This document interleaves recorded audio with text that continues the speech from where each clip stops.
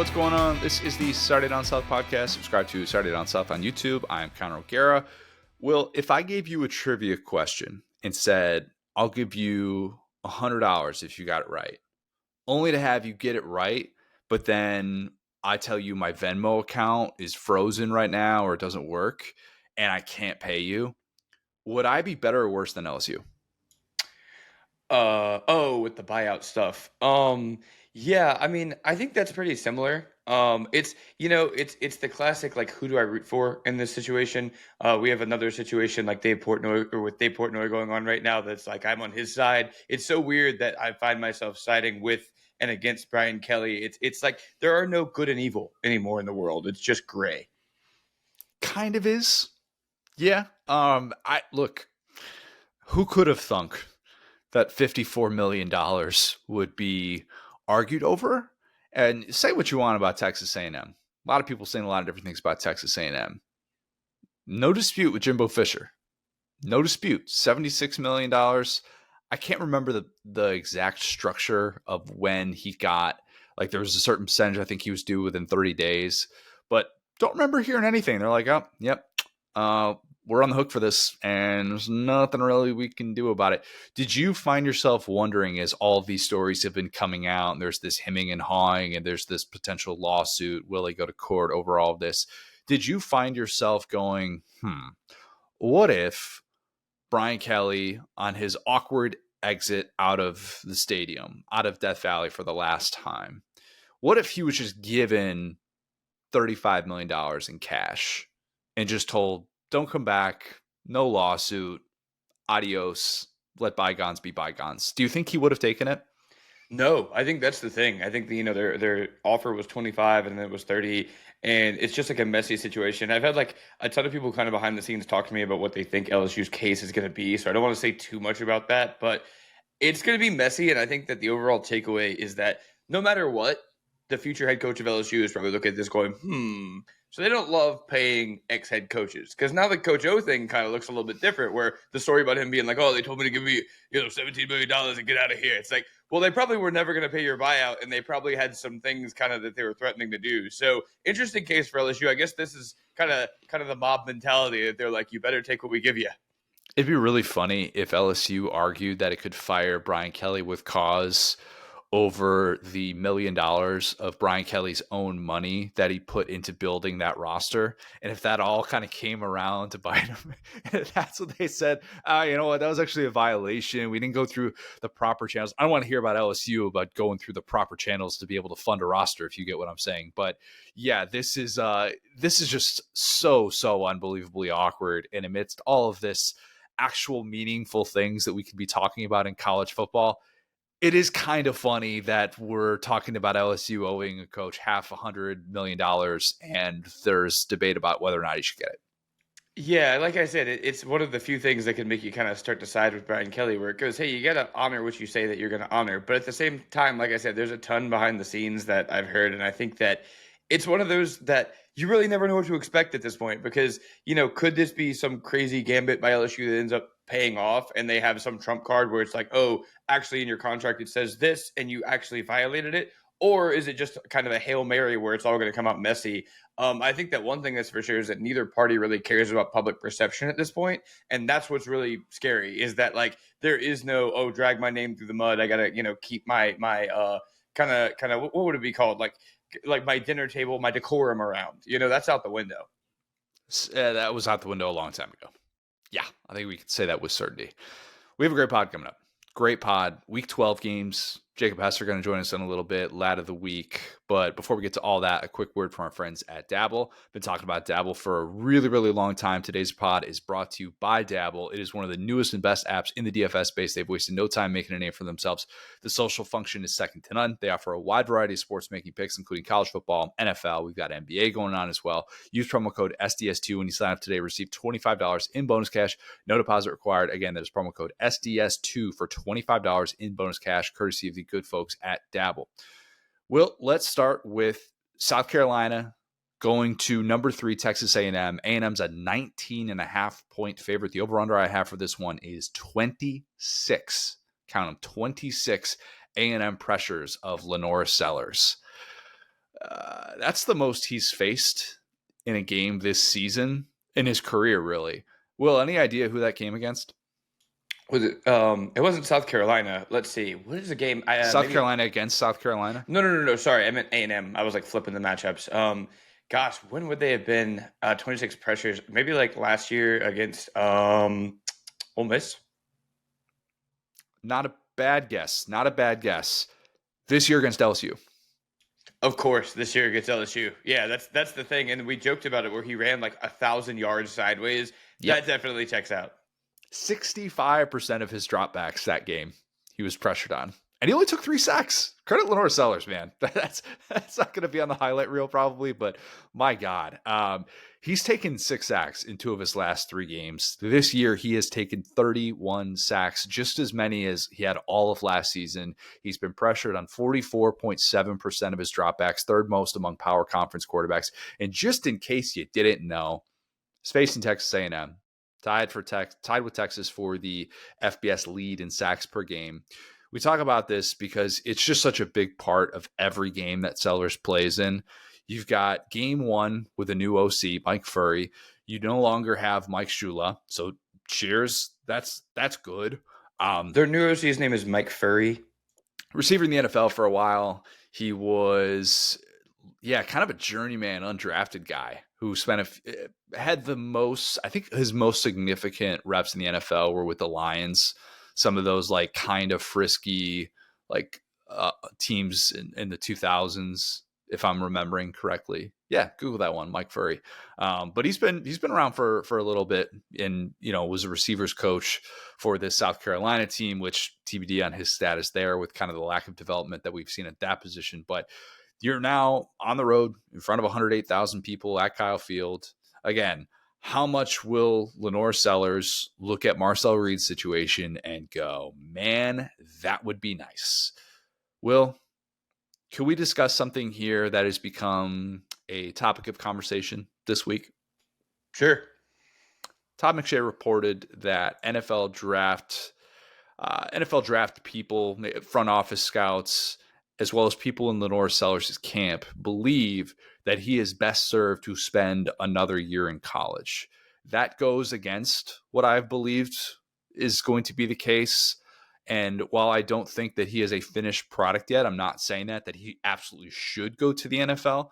I think virtually anyone could look at his situation this year and go, well, that's a guy that had an uphill battle, and any NFL situation that he goes into, unless it's the Jets, he's probably not going to be climbing as steep of an uphill battle. That's a fair thing to say. Yeah, we've kind of talked about this. There's this class of guy where it's like, hey, you got to go to the NFL, but you got to get the heck up out of here. I think that's about where he's at, where, if you were to come back, let's go to somewhere fun. Let's go to somewhere where we're not kind of seeing this. This is a whole new offense. And the reason why I kind of made that face is this is the guy who I was thinking of. This is one of the few guys who has started an NFL game on offense and defense.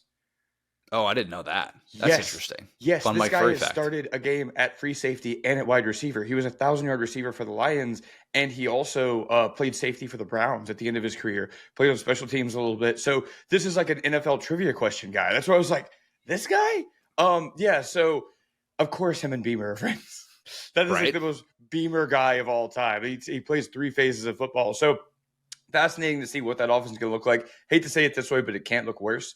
But that being said, gets to say an in front, I think it's a great encapsulation of exactly what you're talking about, which is if I was Lenore Sellers, I would start kind of picking up the fake cough about Monday, Tuesday, start getting the raspy voice, get you an excuse to kind of check out a little bit, because again, we can't say enough nice things about York and Cassius Howell, but where you're at in Sellers' career, there's probably not a worse defense that I would like to face here. This is like Will Anderson level run from that guy. Does he hit a breaking point? Because we've talked about it before. If you see the body language, Lenore Sellers has been, for a guy that's been under fire as much as he has been throughout his career, I think his body language has been really, really good. And he's had such better body language than a lot of other guys who have endured a tough situation with a porous offensive line. And I've just kind of noticed those last few games where he's getting really frustrated with some of these sacks that he's taking and how much he's having to run for his life. And so I bring that up because McShay also reported that Miami is a team that could, for the third consecutive year, be the highest bidder and try and poach Lenora Sellers from South Carolina. Again, that is McShay reporting that there could be some interest there. Besides money, Miami has a lot to sell. It could sell Shannon Dawson, assuming he's still there and he doesn't take another job. They probably will find a way to still have an elite offensive line.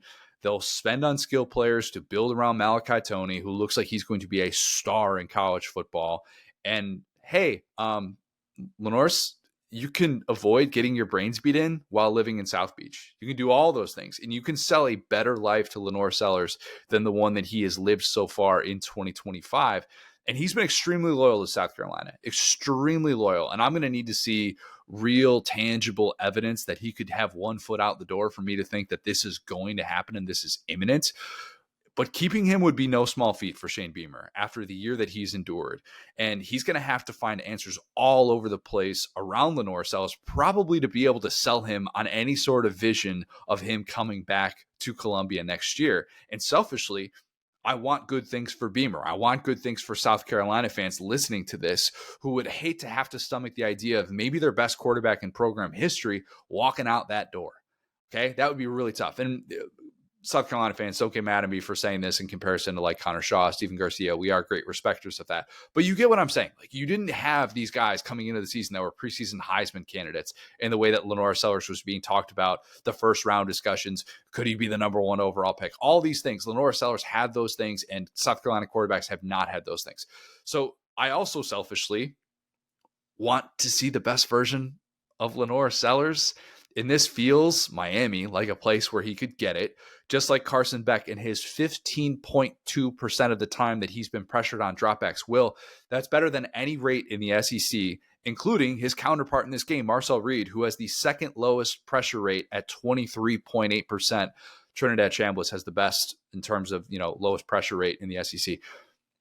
So all of those things, like, we need to at least address that this is a real possibility. And if you kind of and I'm guilty of this as well, just kind of putting my head in the sand saying like, he's off to the NFL. There's not really another path for him.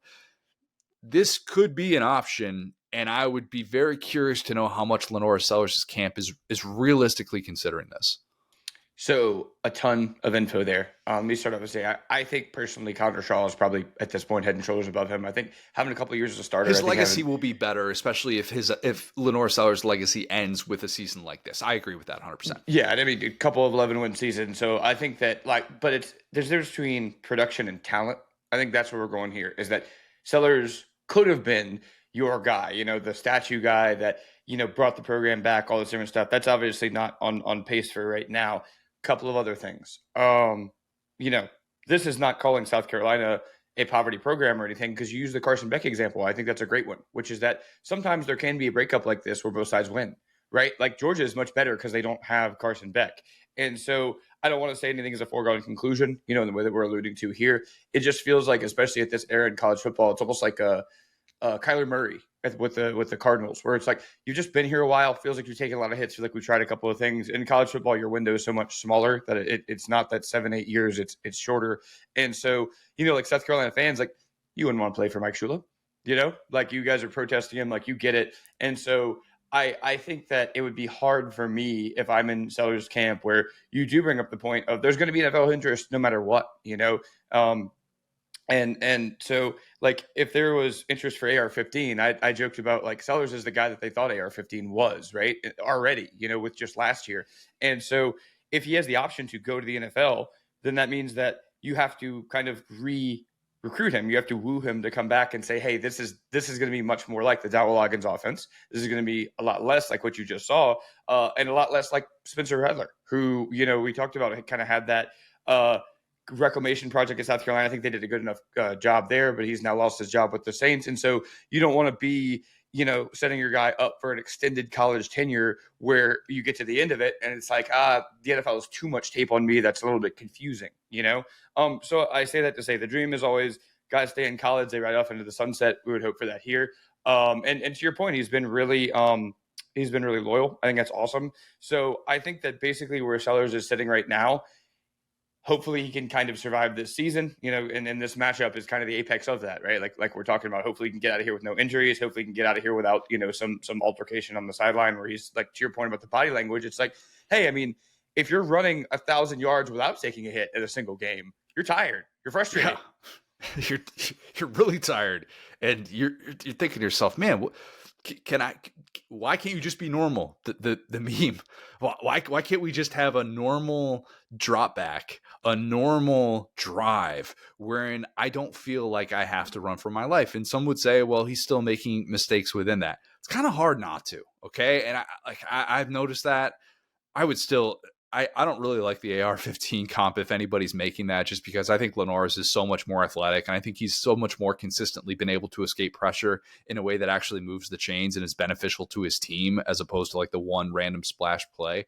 Oh, and I'm saying like worst case, like they were willing to take that shot on AR-15 who only had bad tape. So that's to me, the floor for Lenore Sellers is that NFL guys love athletic quarterbacks that they can fix, Yeah, and I think we're trained in college football to think if a guy leaves a program for a better situation, that fan base should feel jaded. And I would totally understand if this played out in the way that Todd McShay is reporting that it at least could, and if this ended up happening, then obviously there's going to be a part of South Carolina fans that are not going to want to root for him at Miami. And I'm not saying that you should feel any specific way, okay?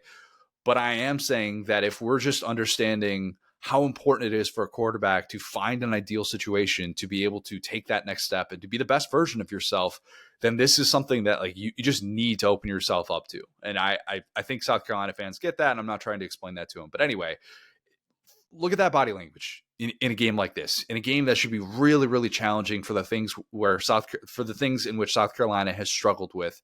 I don't think this game will be close. I think A&M will dominate at home. They're begging you to take the points. Revenge game.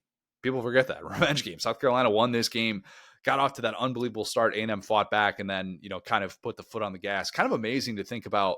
Last year in this game, Le'Veon Moss suffers the torn ACL, and I think it really impacted A&M down the stretch in a limited version of Marcel Reed. And this year, you've kind of forgotten that they've been without Le'Veon Moss, and this is another game, and not to diminish his significance, but it's another game in which you could be reminded, like, oh yeah, they're still without their starting running back, like an all-SEC guy, and they probably will just keep rolling. They're averaging over 36 points per game against power conference competition this year. They've been remarkable. I can't take the points knowing how lopsided that matchup is with Sellers and that A&M pass rush and just Marcel Reed playing at such a high level this year. So I'm going to take A&M to win this 35-10.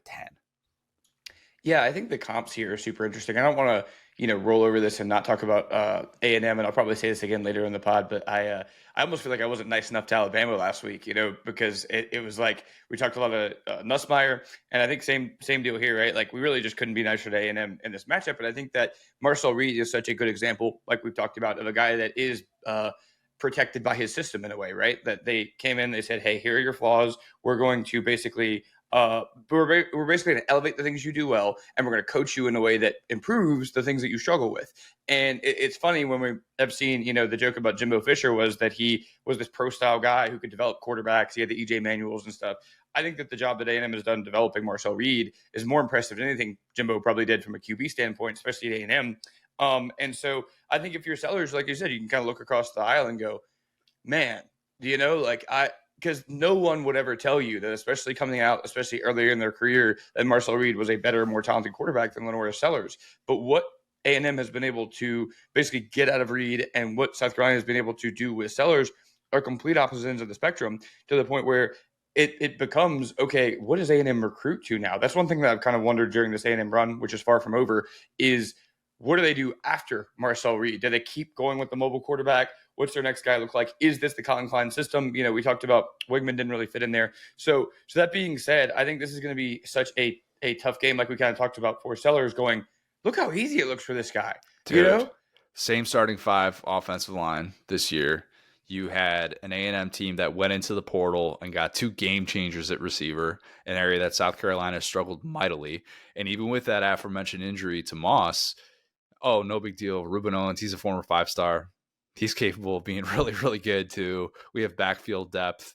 And South Carolina, meanwhile, they didn't even know if their starting running back was going to be playing a week before the start of the season. and you're just looking up and down going, man, there could be a better life. And I for the sake of South Carolina fans, I know we've said this a lot. I hope you don't have those thoughts creep into your head during another game in which Lenora Sellers is taking 6 sacks. He's getting pressured on every other drop back, and it looks like he has absolutely no chance. But I fear that that's going to be the case. By the way, you can't even find action on A&M to make the playoff. That's done. That's off the table. Ole Miss as well, off the table in a lot of places. I saw FanDuel has plus 5,000 for A&M to miss the playoff. But in terms of like, you can't bet money and say like, you can't bet like $100 on A&M to make the playoff and win 5 or something like that. It's just, they're a virtual lock because even at 9-0, Samford, Florida, we do not disrespect Samford. We don't. But they're coming up next week. And then at the very least, they'll be 10-2 with the Notre Dame win, even if they lose to South Carolina, even if they lose to Texas. And people that are talking about A&M kind of having a thin resume because of the fact that their conference foes are combined 8-27 in SEC play this year, they still have the Notre Dame win, and that matters a lot. So anyway, Gamecocks would officially be eliminated from the postseason with a loss. Fire up the Clemson is our bowl game, that narrative. Oh, yes. Yeah. And really quick, you're saying that you're taking A&M like with the points. Yeah, 35-10 was my prediction. Yeah, I'm about right there with you. And the funniest thing ever would be a laying 2-0. The points, by the way, not with the points. Right. Yeah, they're laying points. And so like the funniest thing ever would be a Shane Beaver 2-0 versus Mike Oko, but don't see it. So yeah, I think we're kind of, I hate to say looking past this game, but this would be one of the most shocking results since we've been on the podcast if South Carolina wins this game. Agreed. Arkansas-LSU. LSU's a 5.5 point favorite. The over-under I have is 12 references to interim bowl, Will. Interim bowl. I love it. So rare in the SEC, I was thinking this was, but inevitable this year with 25% of the SEC firing their head coach before week 11. I wanted to find the last time that we had 2 interim coaches in the SEC facing off. And don't you know it, I spent more time looking this up than anything I did for today's pod. Well, obviously last year, no coaches fired. Didn't have to worry about that. But surely this is something happens all the time, or at least like once every few years in the SEC, because this is the conference that goes through coaches quicker than the average American goes through air conditioning filters, right? Yeah. I'm going to exclude the COVID season as like a potential interim coach situation, because if a coach is out with COVID, that's not exactly what we're talking about here. We're talking about like, hey, fired coach, new coach steps in. In 2012, Kentucky had announced that Joker Phillips would be fired in early November, and they were letting him finish out the season, and he faced Tennessee interim coach Jim Chaney in the regular season finale. It's still not quite this. But, Will, I went back to 1964. Oh, my gosh. Post-Kennedy assassination. That's right. I hit different the place. World. Different world. Also different world because they weren't allowing black players to play in the SEC. So I figured I can stop here. Nothing. As far as I can tell, Will, this has never, ever happened in an SEC game. Now, it's happened potentially in other non-conference games. I was looking strictly SEC versus SEC. Has this ever happened in conference play that 2 interim coaches have faced off? And it has not. This is history that we are going to be witnessing in the battle for the boot, Arkansas and LSU. Cheers. You just got a reason to watch this game. Look, we predicted in the preseason that LSU would make history this year. Yep. And here we are. I think this is going to be an all-time pregame handshake. I want to see the Frank Wilson, Bobby P pregame handshake. Strong eye contact. The sunglasses on both sides are coming off. Hey, how you doing today? I hope you have a great day. Who has the more intimidating face if you're a quarterback in the doghouse? Because obviously before last week, I would have said, oh, Robert Patrick, come on. He takes the cake. He is a different kind of fierce. But then I saw Frank Wilson chew out Garrett Nussmeier, and I thought to myself, I wouldn't want to be in his crosshairs either. That felt specific to Garrett Nussmeier. I'm going to be honest with you. It felt like there was some baked in hatred. Yes. Where he was sitting there on the bench like, this freaking guy again. Somebody should bench this guy. He becomes interim head coach. He's like, I know what I'm going to do. He's like, I've been waiting 3 months watching your crappy, sorry quarterback play. And I don't care how injured you are. The 3 plays that I just watched from you, I wouldn't allow in a Pop Warner game. How dare you?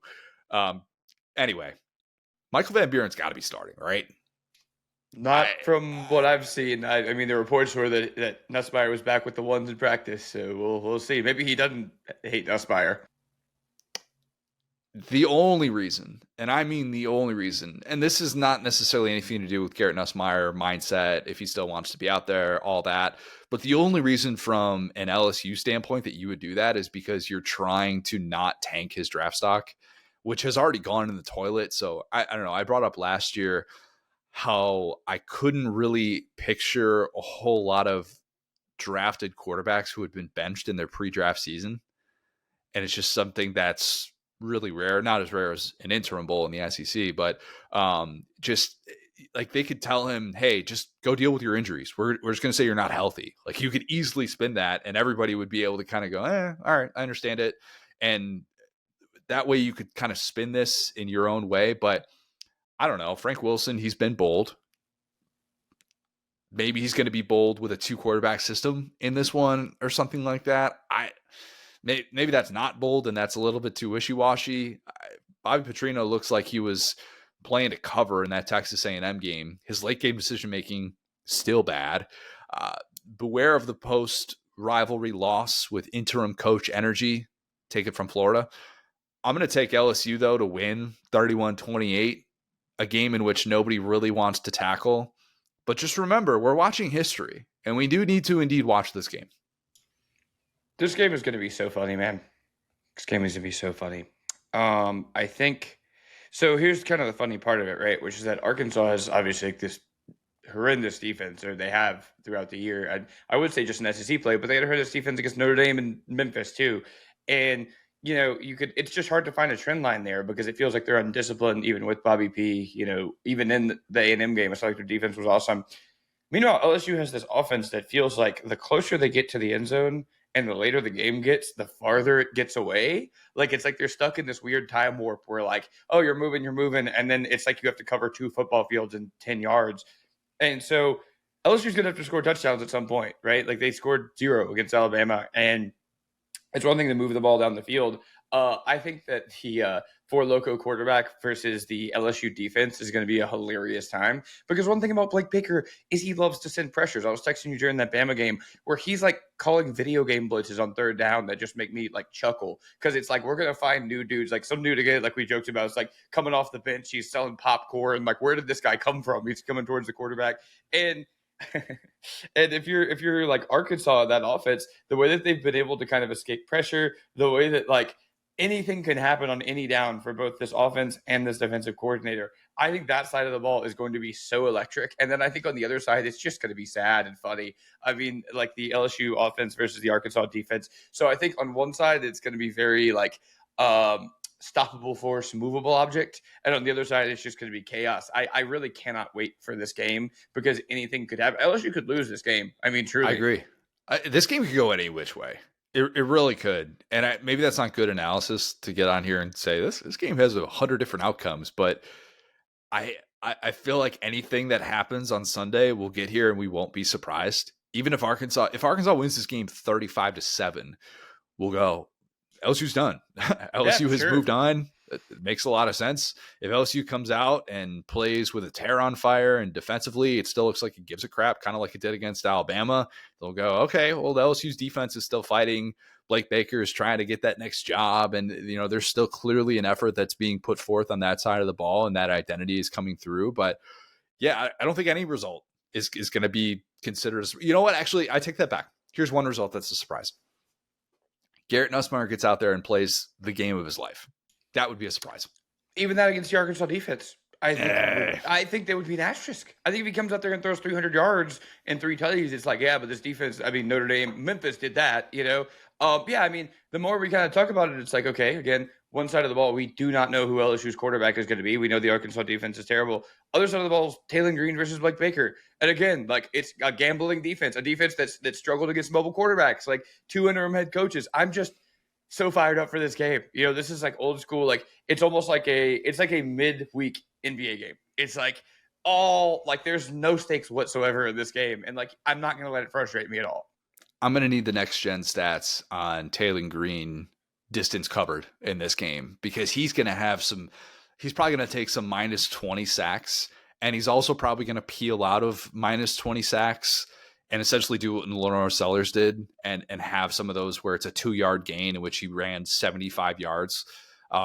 That is very much on the table for a game like this, but expect it to get fully weird and just appreciate interim coach energy, because it'll probably be there. Maybe not. Wait. Who's leading this game in screaming?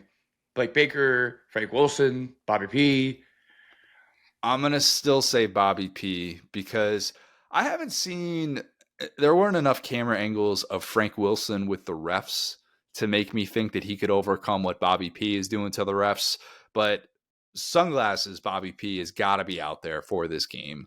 We need some broken sunglasses. Talk about trying to push different buttons as an interim head coach. How about breaking your sunglasses for the good of your football team, Robert Patrick? Come on. Oh my gosh, dude, double sunglass game. Blake Baker. Blake Baker's not always in sunglasses, though. He's More than not, though. This is, I don't know the time of this game. But anyway, we've talked enough about this game. Yeah. So this will probably be a sunglass game. But yeah, this will be a fun one. I'd say LSU 24. Let's go Arkansas 17. Gosh. Yeah, no, this is a 12:45 game, Will. This is perfect. Perfect for sunglasses. Bright yellow hoodie, hungover Blake Baker. Let's go. He's not, that's a joke, I tell. He's not actually hungover, but he wears the sunglasses and the yellow hoodie. One could confuse him for being hungover. Yes, especially if his defense looks a little bit hungover after Bama. All right. Speaking of Alabama, Will, number 11 Oklahoma, number 4 Alabama. Alabama's a 6-point favorite. 6-point favorite. My bad. The over-under I have is 257 Oklahoma rushing yards. It's a lot. It's what the Sooners had in this matchup last year. Xavier Robinson, who hit the century mark in this game last year, has hit the century mark each of the last 2 Oklahoma games. He's overtaken Torrey Blaylock for that feature back role. Kind of weird how that played out. Happened even though he fumbled in the Tennessee game, I want to say, and it's just strange the way that Brent Venables has kind of handled this backfield all year. I think week to week, you're just kind of scratching your head going, I don't really know what to expect. Remember Jaden Ott? Remember when he was a thing? Anyway. To go. Wait, say it again. Whenever they had game day out in Cal, they were doing OTT. It's ought to go. This is like a whole year ago, a year and a half ago at this point. Yeah. Yeah, for the Miami game, that would have been. Yeah, that's right. John Mateer kind of starting to get his legs back. At least it looked like that in the second half against Tennessee, and then you get the bye week. So maybe we're going to see the best version of John Mateer, or at least the pre-injury version of John Mateer. We know that you can run the ball on Bama this year. Though worth noting, Bama the last 2 weeks has allowed an average of 85 rushing yards. South Carolina and LSU, though, maybe the 2 worst rushing offenses in the SEC that are not named Alabama. So make of that what you will. Oklahoma will probably, if I had to guess, complete more than 9 passes if it wins this game. Last year, completed 9 passes to win this football game. Service Academy. That's what they did. Yeah, they adapted. They got to give up credit. When you got Jackson Arnold, or not Jackson Arnold, they had Jackson Arnold, but then they switched. Jackson Arnold was not advanced enough of a passer for them. They had to switch to Michael Hawkins and then kept having to run the ball. Well, no, Jackson Arnold played in this game last year. Dude, you're so right. Oh my gosh, this is when he had already come back. The Oklahoma quarterback situation was just so fascinating. And that's all they could do last year. It was fascinating, man. The fact that they played a service academy and got out-serviced academied was very funny. No, you're right. That was when they kind of had that the resurgence. And so, yeah, that's kind of all they could do last year. It's what they've struggled with this year. But to your point, they've kind of gotten it back on track. But it's what you need to do against Alabama to be successful. But also, it's kind of what you do against Alabama, and you still look up and realize that you're losing the game, because I'd fully expect Oklahoma to have a 100-yard advantage in the ground game. Would not be a surprise at all. That's just not going to phase Bama, though. It's, for Bama, having that ground game discrepancy, as weird as it is, it's kind of the Whitweek's puke before settling in. That's what it's turned into. It's like, oh, now we're good. Now we can start playing. I wish he was good. Yeah, seriously. Bama's held the rushing advantage in 1 of 7 power conference games. Nick Saban's rolling over in his grave. He's not dead, but you get what I'm saying. It was an 11-yard advantage against Vandy, who, by the way, ran the ball half as many times as Bama did. And Bama still only was plus 11 in rushing that game. Yeah, crazy. Oklahoma probably going to run it twice as much as Bama will in this one. The question is, will it matter? The other question, is this the best defense that Ty Simpson has faced this year? Georgia, Vandy, Mizzou, LSU. Good, not great defenses, I would say. Probably, yeah. Statistically speaking, I'd say Oklahoma has the edge over all 4 of those units. The interesting Ty Simpson stat. He leads FBS with 780 passing yards when leading by 1 to 7 points. Even late in that LSU game, and he's kind of throwing back across his body, middle of the field, to be able to pick up first downs to close that game out. You're like, why can't you run the ball? That question's not going anywhere. Why can't Bama run the football? And they're still willing to throw with Ty Simpson. That's how much trust they have in him to be able to move the chains late in these games when they're trying to preserve leads. Simpson is Alabama's leader in missed tackles forced with 13. Yeah. That's not funny. ideal. That's Not really ideal. funny, considering the amount of not just shifty, but big athletes they have. Our boy Hill that I texted you about during the got Bama LSU 6. game. Don't want to tackle that guy. I don't know if that makes Ty Simpson slippery or if that makes other people a little bit more stationary. It's Ty Simpson, sneaky athletic, some would say. Sneaky athletic. He's one of the few that is true about. He is actually truly sneaky athletic. He's a dual threat coming out as a 5-star recruit out of the state of Tennessee. The problem is that Bama just has not found those answers. Whether Jam Miller fully healthy would be the answer, I don't know. He's got 9 missed tackles forced this year. We need, on the broadcast, there are certain things that I feel like we as the American public need to start having a conversation about. We need to have a conversation about Daniel Hill's legs. Google him right now. That's a weird thing to Google. Maybe don't Google it. Maybe just watch this game on Saturday. And just Google Daniel Hill. Daniel Hill has tree trunks. Because you look at him, if you just saw his upper body, you'd go, hey, what is he, like 205, 210? And then you see his legs and go, oh, yeah, that guy's an easy 240. Easy 240. I don't know what the squat numbers are yet on him, or if he is known for those like ridiculous record-setting numbers. He certainly has the body to do it. And the fact that he's only forced six missed tackles this year, a little bit alarming, but we'll see if that comes out more so in a game like this. Connor, did you ever watch Battle Bots growing up? I did not. Not my realm. It was like this show where these little engineer kids. It was like a kid show where they would build. It was a competition where they would build robots that fought each other, and there were some robots that had treads instead of wheels. And I feel like Hill has treads instead of wheels. Like his upper body is a human body, and his lower body is just tank treads. And so you try to tackle him by the legs, and he just kind of runs you over and keeps going.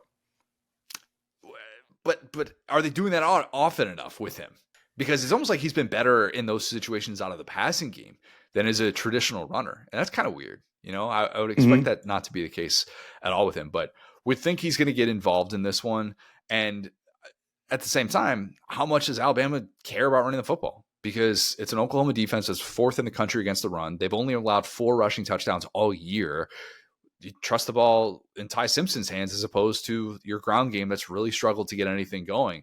Bama's going to play to its strengths by throwing the ball, even if our Mason Thomas is a go in this one, and this OU defense probably has a good chance of speeding up Ty Simpson and maybe being able to get one of those strip sacks, kind of like what Harold Perkins Jr. had last week, where you just got to hit on one of those plays to be able to flip momentum, and maybe Oklahoma can do that, but I still trust Ty Simpson.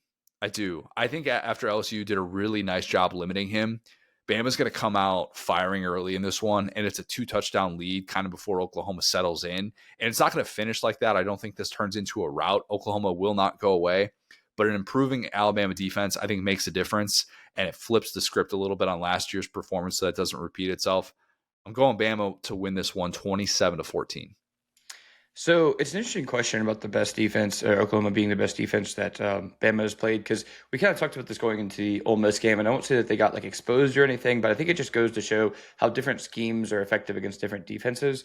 I think the LSU defense is very much built to stop an offense like Alabama. Where, I mean, again, I hate it sometimes when the easy explanation is the correct explanation, but I do truly think that LSU just struggles with mobile quarterbacks. And I thought that, oh, well, it's just kind of a small sample size or whatever. But now that we've seen it, take out Lenore Sellers, right? Because that was all they had going for them. But the Pavia stuff, the Marcel Reed stuff in the second half, I think that when Alabama was kind of less willing to do that with Ty Simpson, and they were less willing to get the run game going, that Blake Baker defense was able to pin their ears back. And LSU is a defense that creates havoc, right? Kind of like A&M in that way. Oklahoma hasn't as much had a defense that creates havoc, and that's what you need to do against Alabama to keep them off schedule. Now they did against Tennessee, right? And we talked about that in the Tennessee game where it was like, okay, which of these defenses is going to step up? And obviously it was Oklahoma. I say all of that to say this is actually a pretty interesting one because Oklahoma, I feel as though they're a defense that kind of makes you make the right read. And they've succeeded against quarterbacks that were maybe a little bit less developed, or they kind of put you in a box and make you trick you. And Ty Simpson is a guy who's really hard to trick. In fact, I think that this is a situation where Alabama's offense will look, I think, night and day different from they did last week, just because of those things I just mentioned, and again, another night and day. I don't want to go too deep down this train, but talked about Harold Perkins. Look at how we looked against Marcel Reed. Look at how we looked against Ty Simpson. I just think that it's a scheme thing. And so that being said, I really do like Alabama's offense against the Oklahoma defense in this game. And I think on the other side, the Alabama defense, we talked about Kane Womack, they're a havoc creating defense, right? John Mateer is a guy who has been suspect to a little bit of havoc.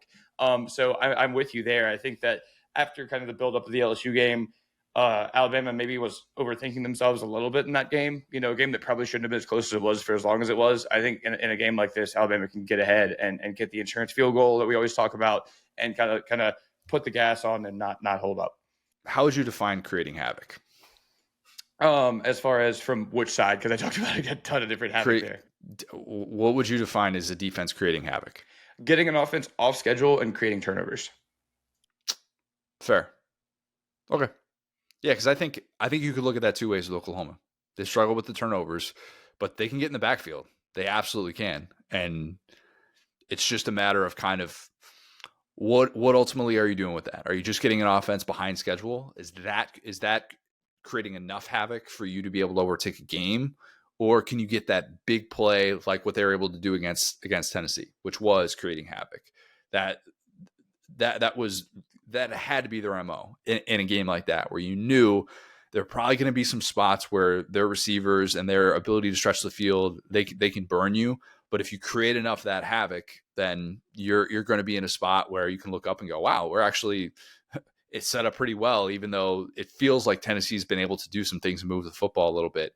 And it's not to say it's bend, don't break, but I do wonder, will Bama try and target Cortland Guillory, who's been, I think, a lot of time really, really good as a true freshman corner in this league. And I always try and give so much respect because I think it's an impossible task to be a true freshman corner starting on the outside. But I do think that ultimately Alabama is going to find a way to figure some things out. Now, what if Brent Venables goes on the road and wins this game? What if that happens? Because all of a sudden, if that does, the possibility of the SEC chaos scenario is on the table. Have we outlined what the SEC chaos scenario is, Will? I think there could be a couple, but is that like basically all of the teams getting in the playoff? Yeah, that's it. That's it. It's 7 of them. It's 7 of them that in theory could find their way to 10-2 or 11-1. And I don't think that ultimately happens. This is definitely like the last time that we're going to be able to throw this out there. But there is still that possibility. It would take Texas beating the likes of Georgia in Athens and also Texas A&M to close the regular season. It would take Oklahoma going on the road and winning in Tuscaloosa and being the first SEC team to win there since 2019. It would take Vandy winning at Tennessee. Like, it would take a lot of these things to happen, obviously. And it's a parlay that I don't know what the odds are if you bet it game by game. It's probably like, I don't even want to throw out a number. It's like 50-1, 100-1 or something like that. But it's at least possible. It's at least possible. If that happens in a game like this, people will be on, oh man, what did that just do?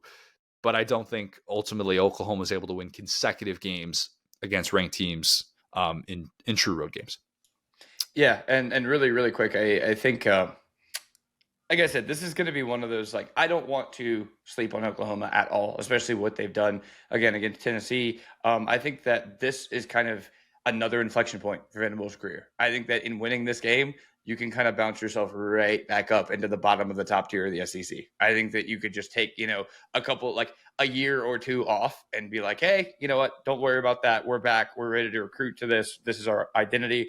I don't think they're quite there yet, but I definitely don't want to disrespect them because, we kind of did that I did that a little bit against Tennessee and said, oh, I love this Tennessee offense. And they were able to totally limit that offense. I just think the Bama offense is I hate to call the Tennessee offense dumb, but I think Bama has the smartest. Well, when you talk about Aguilar and some of the turnovers he had, Ty Simpson doing that would blow my mind. I mean, that would just be so completely different. And that's the point that I make about the havoc. Like, don't want to undersell the sacks that Oklahoma's created, and from that standpoint. But the thing about Ty Simpson is on third down and in big moments, him and Aguilar could not be more different players. So that's all I'm saying here is that if you put the ball in Ty Simpson's hands and say, beat us, that's a pretty bad recipe. Even in the game last week where he didn't play exactly to his standard, he still didn't lose them the game.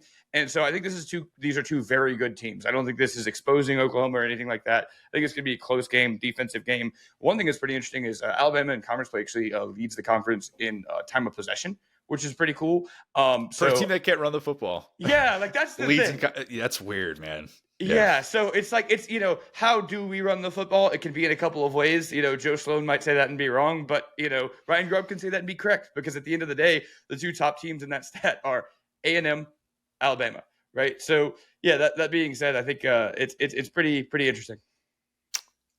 If Oklahoma wins this game, though, just need to open up that possibility because it's only 6-point underdogs.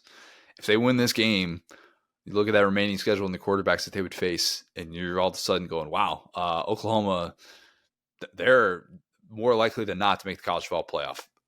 Again, that takes winning in Tuscaloosa. Okay, Florida, number 7, Ole Miss. Ole Miss, 15.5-point favorites. The over-under I have is 4 mentions of Lane Kiffin's connection to the Florida job. Don't know that we'll get carried away with that with this broadcast team. One of my favorite crews on the call for this one, Bob Wischusen, Lewis Riddick, friend of the show, Chris Budden. They'll address it. They will. But Lane will probably have more references to like spot the ball than they will connecting Lane to the Florida job on the broadcast. Lane's going to do that a bunch of times before and after the game. That was kind of Florida's mantra coming into the season, spot the ball. Lane has since taken that and kind of made it his own. Maybe he'll even replace get your popcorn ready with a spot the ball reference before the game. We'll see.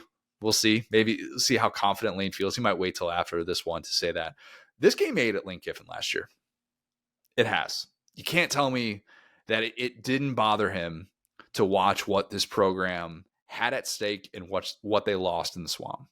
Because whether he admitted it or not, losing at Florida wasted one of the most talented rosters that Ole Miss has had in program history. It just has. Like you could look at the mistakes that were made down the stretch, and Lane not having his quarterback in the right mindset eats at him. And it also felt like we were watching the beginning of something special with DJ Lagway. My goodness, has that been the peak?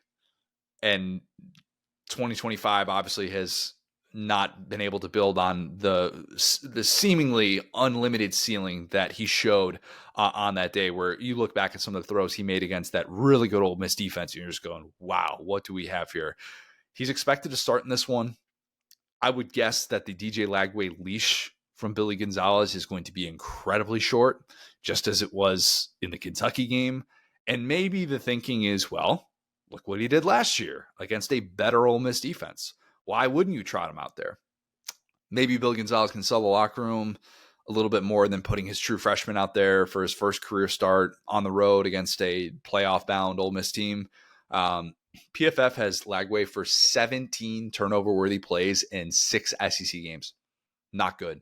His counterpart, Trinidad Chambliss, only 4 turnover-worthy plays against SEC competition. He's only taken 2 sacks in SEC play because, as I mentioned earlier, he's only been pressured on 20.7% of his dropbacks this year. That's really good. Again, go tell someone in August that by the time these two teams play, the Division II transfer that nobody knows about, he's going to be the much, much better player than DJ Lagway, who is more likely to get benched in this game than he is to win it.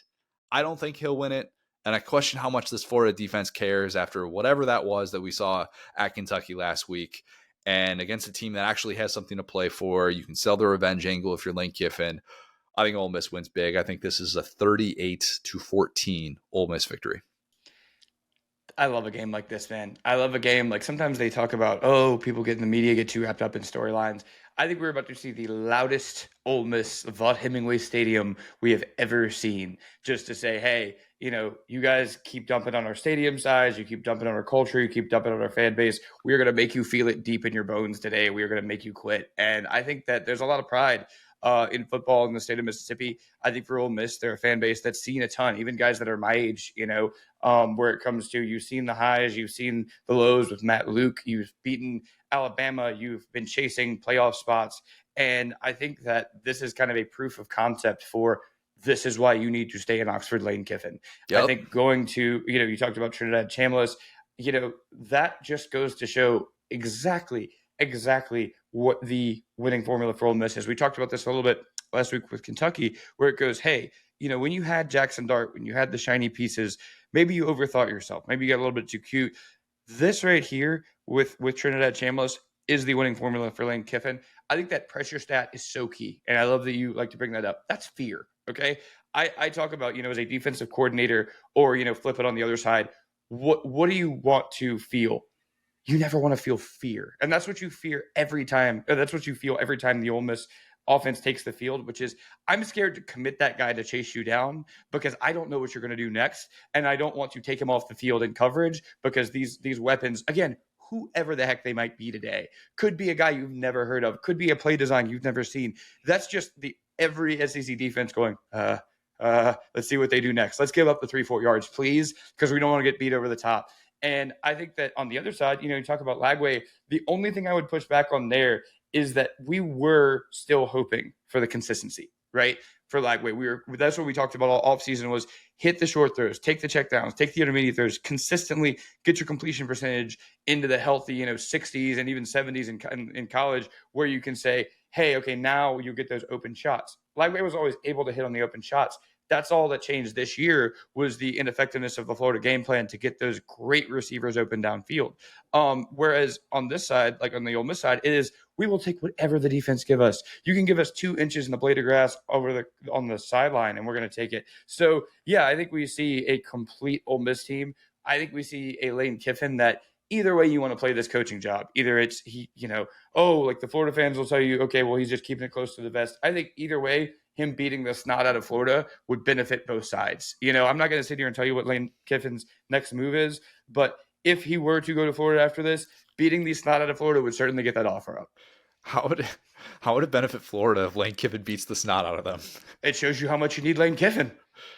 Yeah, but from Florida's standpoint, I think that would be worst case scenario is watching Lane just dominate them. Because what does that say? What does that say if you look like you are the basement of the SEC, which right now Florida looks like a bottom 2 team in the SEC. Ask yourself this: is Florida the worst team in the SEC? How far from being worse? I would myself that. I think Kentucky would be where we always go to. That's kind of my point. Whereas it's like, hey, who would you take in the SEC? Kentucky just beat the snot out of them. No. I know. That's exactly what I'm saying. Like our go-to answer. And we had that draft. I probably should have taken Kentucky off the board with some of the teams, but Kentucky's much improved. So yeah, I think right now, based on the result last week, you got to say it's Florida right now. Ole Miss was last in the SEC in percentage of returning production this year. Florida was the team that returned the 5-star guy that we're told, hey, we know the schedule is still really difficult, but Florida's going to take that next step this year. I have really struggled over the course of the last few weeks with, and I understand, like, if Lane ultimately wants a new chapter at Florida, he's going to make that decision. 6 years at Ole Miss, doing the things that he did, it should be celebrated. He deserves to have a legacy, all those things, and I'll applaud him for doing that. But for those on the unbiased Florida side who say, well, you just have to take this job. This has such a higher ceiling, and you just can't possibly stay at a job like Ole Miss and turn that down for Florida. Keep in mind all of this as you're watching a bottom 2 team in the SEC face an Ole Miss team that's about to make its first college football playoff. And even if you just want to say, oh, well, you can't take this year into the sample size, even though, again, I just told you where Ole Miss was starting, what it did, what it tried to do, overhauling this roster in the transfer portal. Just look at the start of the playoff era, Will. Start of the playoff era. And mind you, Ole Miss endured NCAA sanctions from the Hugh Freeze fallout, okay? So they had a snag in the 2010s, scholarship limitations, bowl ban, that stuff, okay? So you could bring up Sharkgate all you want, and you could tell me about Credit Card 9 and all that stuff at Florida. They endured their own stuff, so I'm not pretending that's immune. But when you actually have the NCAA step in, it's like, we can't exactly allow you to play in the postseason. But just remember all that context. In the playoff era, which is in year 12, 10-win seasons, Ole Miss 4, soon to be 5, Florida 3. Top 10 finishes, Ole Miss 2, Florida 2. Top 25 finishes, Ole Miss 5, soon to be 6, Florida 6. Winning seasons in SEC play, Ole Miss 6, Florida 5. Keep in mind that for the majority of that time, Ole Miss played in the tougher division too. Played in the SEC West. Florida got the benefit of the SEC East. Maybe it changed a little bit when Kirby Smart arrived, but it was still the SEC East, and you still knew that there was a big divide between those two divisions. And Florida had a massive head start in the 2010s, okay? So for all these conversations of like, you got to look across the aisle and realize that's a situation where you can win bigger. I think you're lacking some of those points because you can't tell me about things that happened 15 to 20 years ago. You just can't. Okay. Yes. And I'll say really quick where I was going with on both sides of it as far as Lane running up the score. I was not saying it would benefit Florida if Lane ran up the score. I was saying from Lane's decision standpoint, it would benefit Lane to run up the score, even if he were going to Florida, because it would up Florida's offer to him. Do you see what I'm saying? Like because people are reading so deep into every single thing Lane Kiffin does to think, oh, well, Lane Kiffin ran up the score, he clearly wants to stay, is not logical. Does that make sense? Yeah. Yeah. I was pushing back on how does it benefit Florida? Does not benefit Florida. I heard that. Okay. I probably should have pushed back earlier, but I just wanted to clean that up to say, because people are like, why would we want that? No. Yeah. That's not what I'm saying. What I will say, though, is it's expectation, right? We've talked about that so many times with this job. Expectation can be crippling. I think that we're in a place right now where even though FSU is down, and we'll see what happens with the Norvell situation, really couldn't kind of get worse out there. We'll see. Miami is historically probably the most consistent they've been in our adult lives, I would say. I mean, probably since Mark Richt, right? And honestly, I mean, take away adult, like Miami's been kind of not a great place for most of our lives outside of since they joined the ACC and past like the early 2000s. And so they're able to recruit in Miami. And I think that in-state recruiting bed isn't as appealing as maybe it once was. I think that Lane has proven that, high school recruiting has never been something he's awesome at. And plenty of people have talked about that. But I think that at Ole Miss, he's been able to hit on the portal guys. And again, fair state. Like, you don't got to get guys like second and third chance guys that have been at big schools. I think that, again, it just comes down to fun, I think, for Lane Kiffin. I mean, I think that Lane Kiffin growing up in a coaching household, I think he is pretty self-confident. I don't think he feels like he has to prove very much, which is so weird. That's kind of the upside of, I hate to call him like a Nepo situation because he's really not, but he's already gotten the big jobs. He was like the youngest NFL head coach in history, so the thought of, I want the big job, I want to chase the title, he already did that in the early part of his career. I think that he's chasing fun right now, because if it was about chasing the paycheck or the title or anything, he would have already been gone. And I think he has a life that he really likes in Oxford. And so I think that at the end of the day, if you were just strictly talking recent history, I think LSU would be a lot more appealing. But it's about the situation. It's about your day-to-day life. It's about fun. And that's why LSU is seen as off the table. So I think we can't go look at that and go, oh, well, Florida's this awesome situation, in terms of how good your day would be on a daily basis, in terms of what it's like to be the Florida coach. We saw Dan Mullen go from having plenty of fun in Mississippi to almost burned out of coaching at Florida because things were so stressful for him. So I think Lane is so unique in that way that you can't really dangle the championship X, Y, and Z. Like, with the things his dad's accomplished, with the things he was able to do early in his career, I don't think that matters to him anymore. Yep, and we'll have plenty more discussion on that if and when Florida makes a decision, if and when Lane Kiffin makes a decision. All right, number 10, Texas. Number 5, Georgia. Georgia's 6-point favorite. The over-under I have for the SEC championship rematch is 30 Texas rushing yards. Yee. That's what Texas averaged in those 2 losses to Georgia last year. 1.1 yards per carry. 0 0 rushing touchdowns, 4 turnovers the first game, 3 in the SEC championship. The 2 worst Texas rushing performances since the start of 2023. And the entire Steve Sarkisian era to that point, when they had the SEC championship go the way that it did and Gunnar Stockton steps in for an injured Carson Beck, at that point, Texas had hit 100 rushing yards in 47 of 52 games. So to that point, 2 of the 5 times that they had missed 100 rushing yards came against Georgia. So against the defensive-minded head coach who owns 2 of the 5 rings in the sport, one has to wonder, is this a game where we just kind of throw everything out and go, well, Kirby just kind of owns Sark, and there's really not going to be an obvious takeaway from this one other than that? Is because, Will, if that's the case, we can skip all the analysis. We can skip talking about whether or not Texas is going to have a better game plan for Gunnar Stockton than when he came in to the post halftime SEC championship, provided that spark. We can skip talking about whether or not Georgia's emerging ground game will be stopped by a Texas defense that's held all but one opponent to 3-point yards per carry or less. We can skip talking about whether Arch Manning will actually be alive in the first 3 quarters of a football game in a true road game instead of being held to 38 total points like he was before the 4th quarter in those 4 true road starts this year. We can skip talking about whether the expected return of Michael Taft, Ryan Wingo, Jelani McDonald is going to actually provide a boost for Texas. We can skip talking about whether Alabama breaking through and hitting Georgia's first home loss at night since 2009 is going to matter for Texas. We can skip talking about whether or not Mike Bobo deserves to be in the Broyles Award discussion. I think he does, because of the job that he's done rebuilding this Georgia offense. We can skip talking about whether or not Texas has found its identity during this 4-game winning streak, wherein any of these games could have knocked them out of the college football playoff. We can just skip all of that analysis and ask this. Does Kirby own Sark? Maybe. Because Kirby is the walking, talking, breathing example of a head coach who sometimes looks across and sees that certain uniform, that's his boogeyman. And right now, you got to ask that question. You have to. Because think about all the things Texas had working in its favor for those 2 matchups last year. Texas had all the momentum in the world going into that home game. Georgia was the team that we were questioning going into that showdown, where in College Game Days in the house, and Texas is hosting its biggest home matchup in like over a decade. And we're like, man, welcome to the SEC, Texas. This is going to be a spectacular atmosphere in Austin. And how in the world is Georgia going to go in and win when they haven't played up to that level and they've had this going wrong on defense and that going wrong? And then in the SEC championship, we're just going to knock Carson Beck out in this Hail Mary attempt right before the half. And Georgia's going to have to roll Gunnar Stockton out there. And even though Texas is going to have a halftime lead, Georgia's still going to find a way to come back.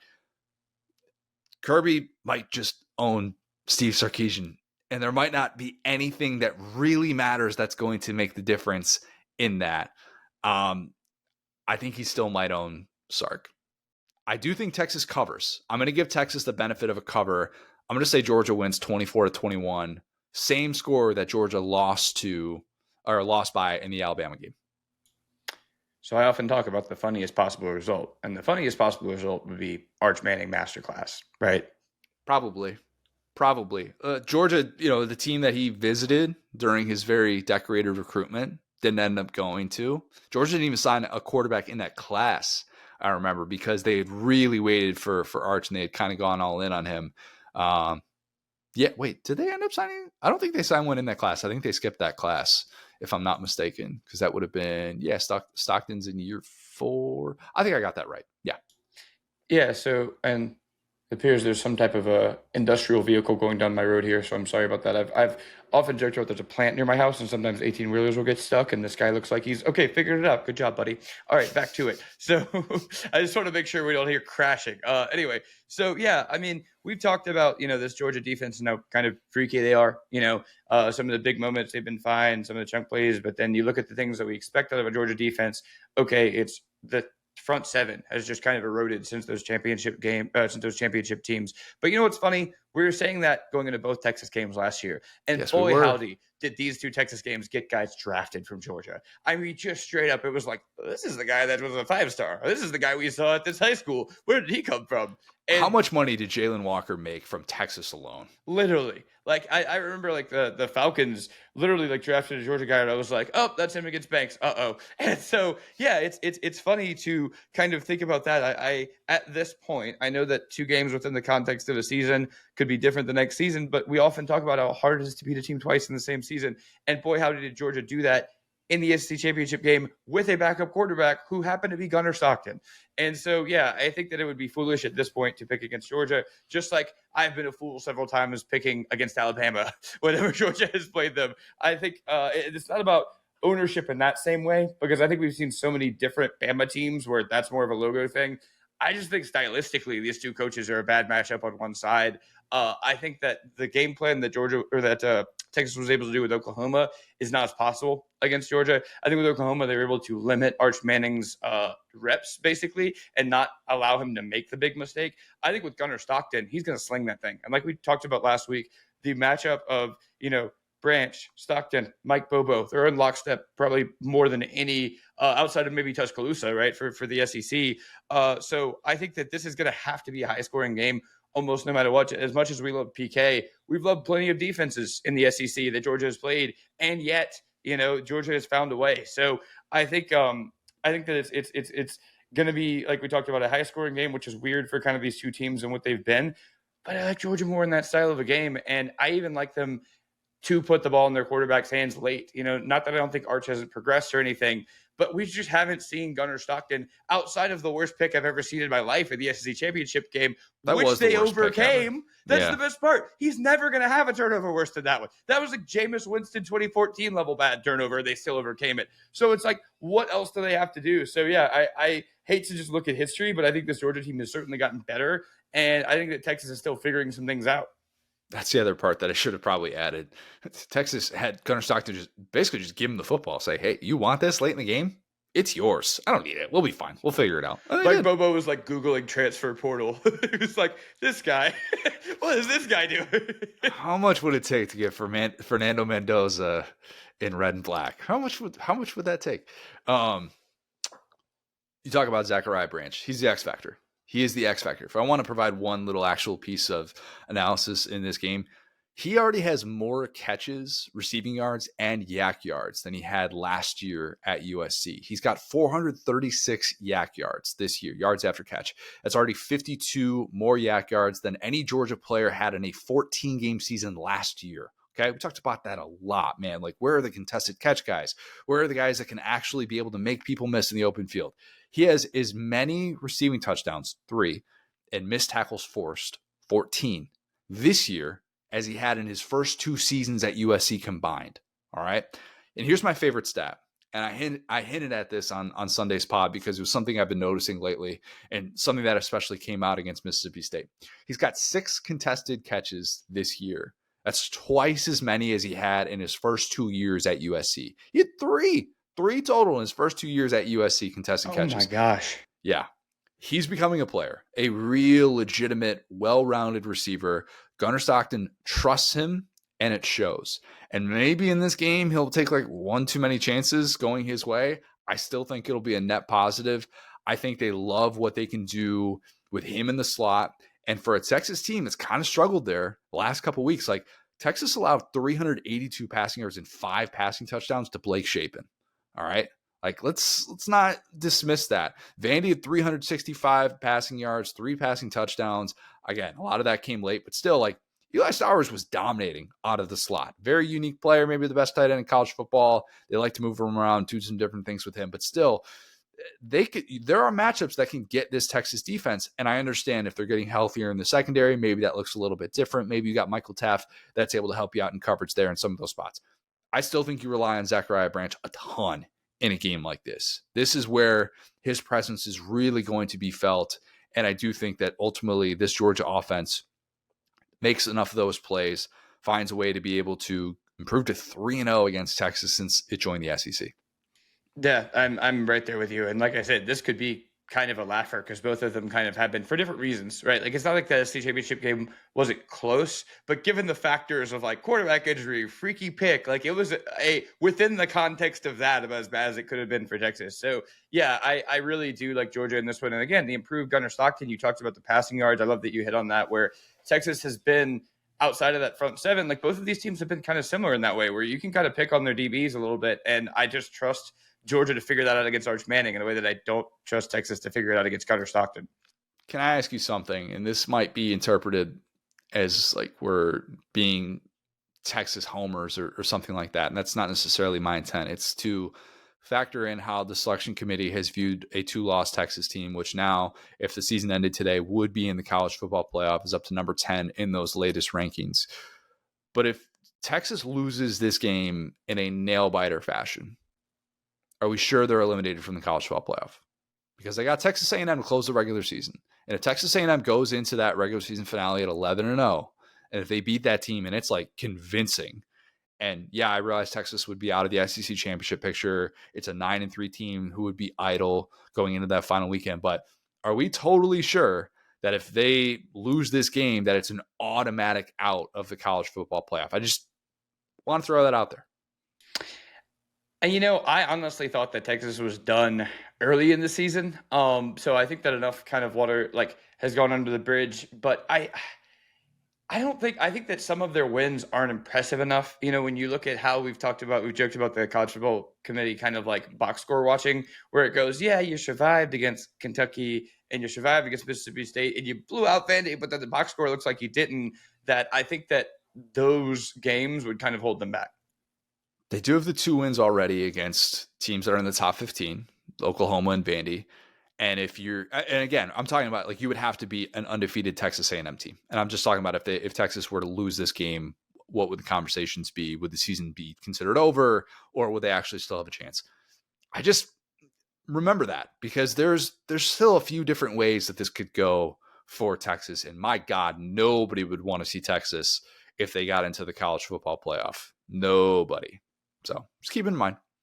All right, Mississippi State, Mizzou. Mizzou's a 7-point favorite. The over-under I have is 11 Mississippi State missed tackles. One away from the worst in the SEC, 110 missed tackles for a Mississippi State defense that I thought was kind of turning the corner. Not so much lately. 17 missed tackles and 303 rushing yards allowed in that loss to Georgia, allowed 239 on the ground a week earlier. And now, who are they going to face? It's Ahmad Hardy, aka the guy who ranks number 2 in FBS with 65 missed tackles forced, and number 1 with 791 yards after first contact. And just in case that's not enough, Jamal Roberts, he's also there. He's averaging 4.2 yards after first contact, which is third among SEC running backs with at least 50 carries. What am I saying? Well, horrible, awful, no good, very bad matchup for this Mississippi State defense. That spread? Only a touchdown, though. Why is it only a touchdown? Mizzou is starting a third-string quarterback who might just feel like turning the ball over against a Mississippi State defense that has been able to get those takeaways.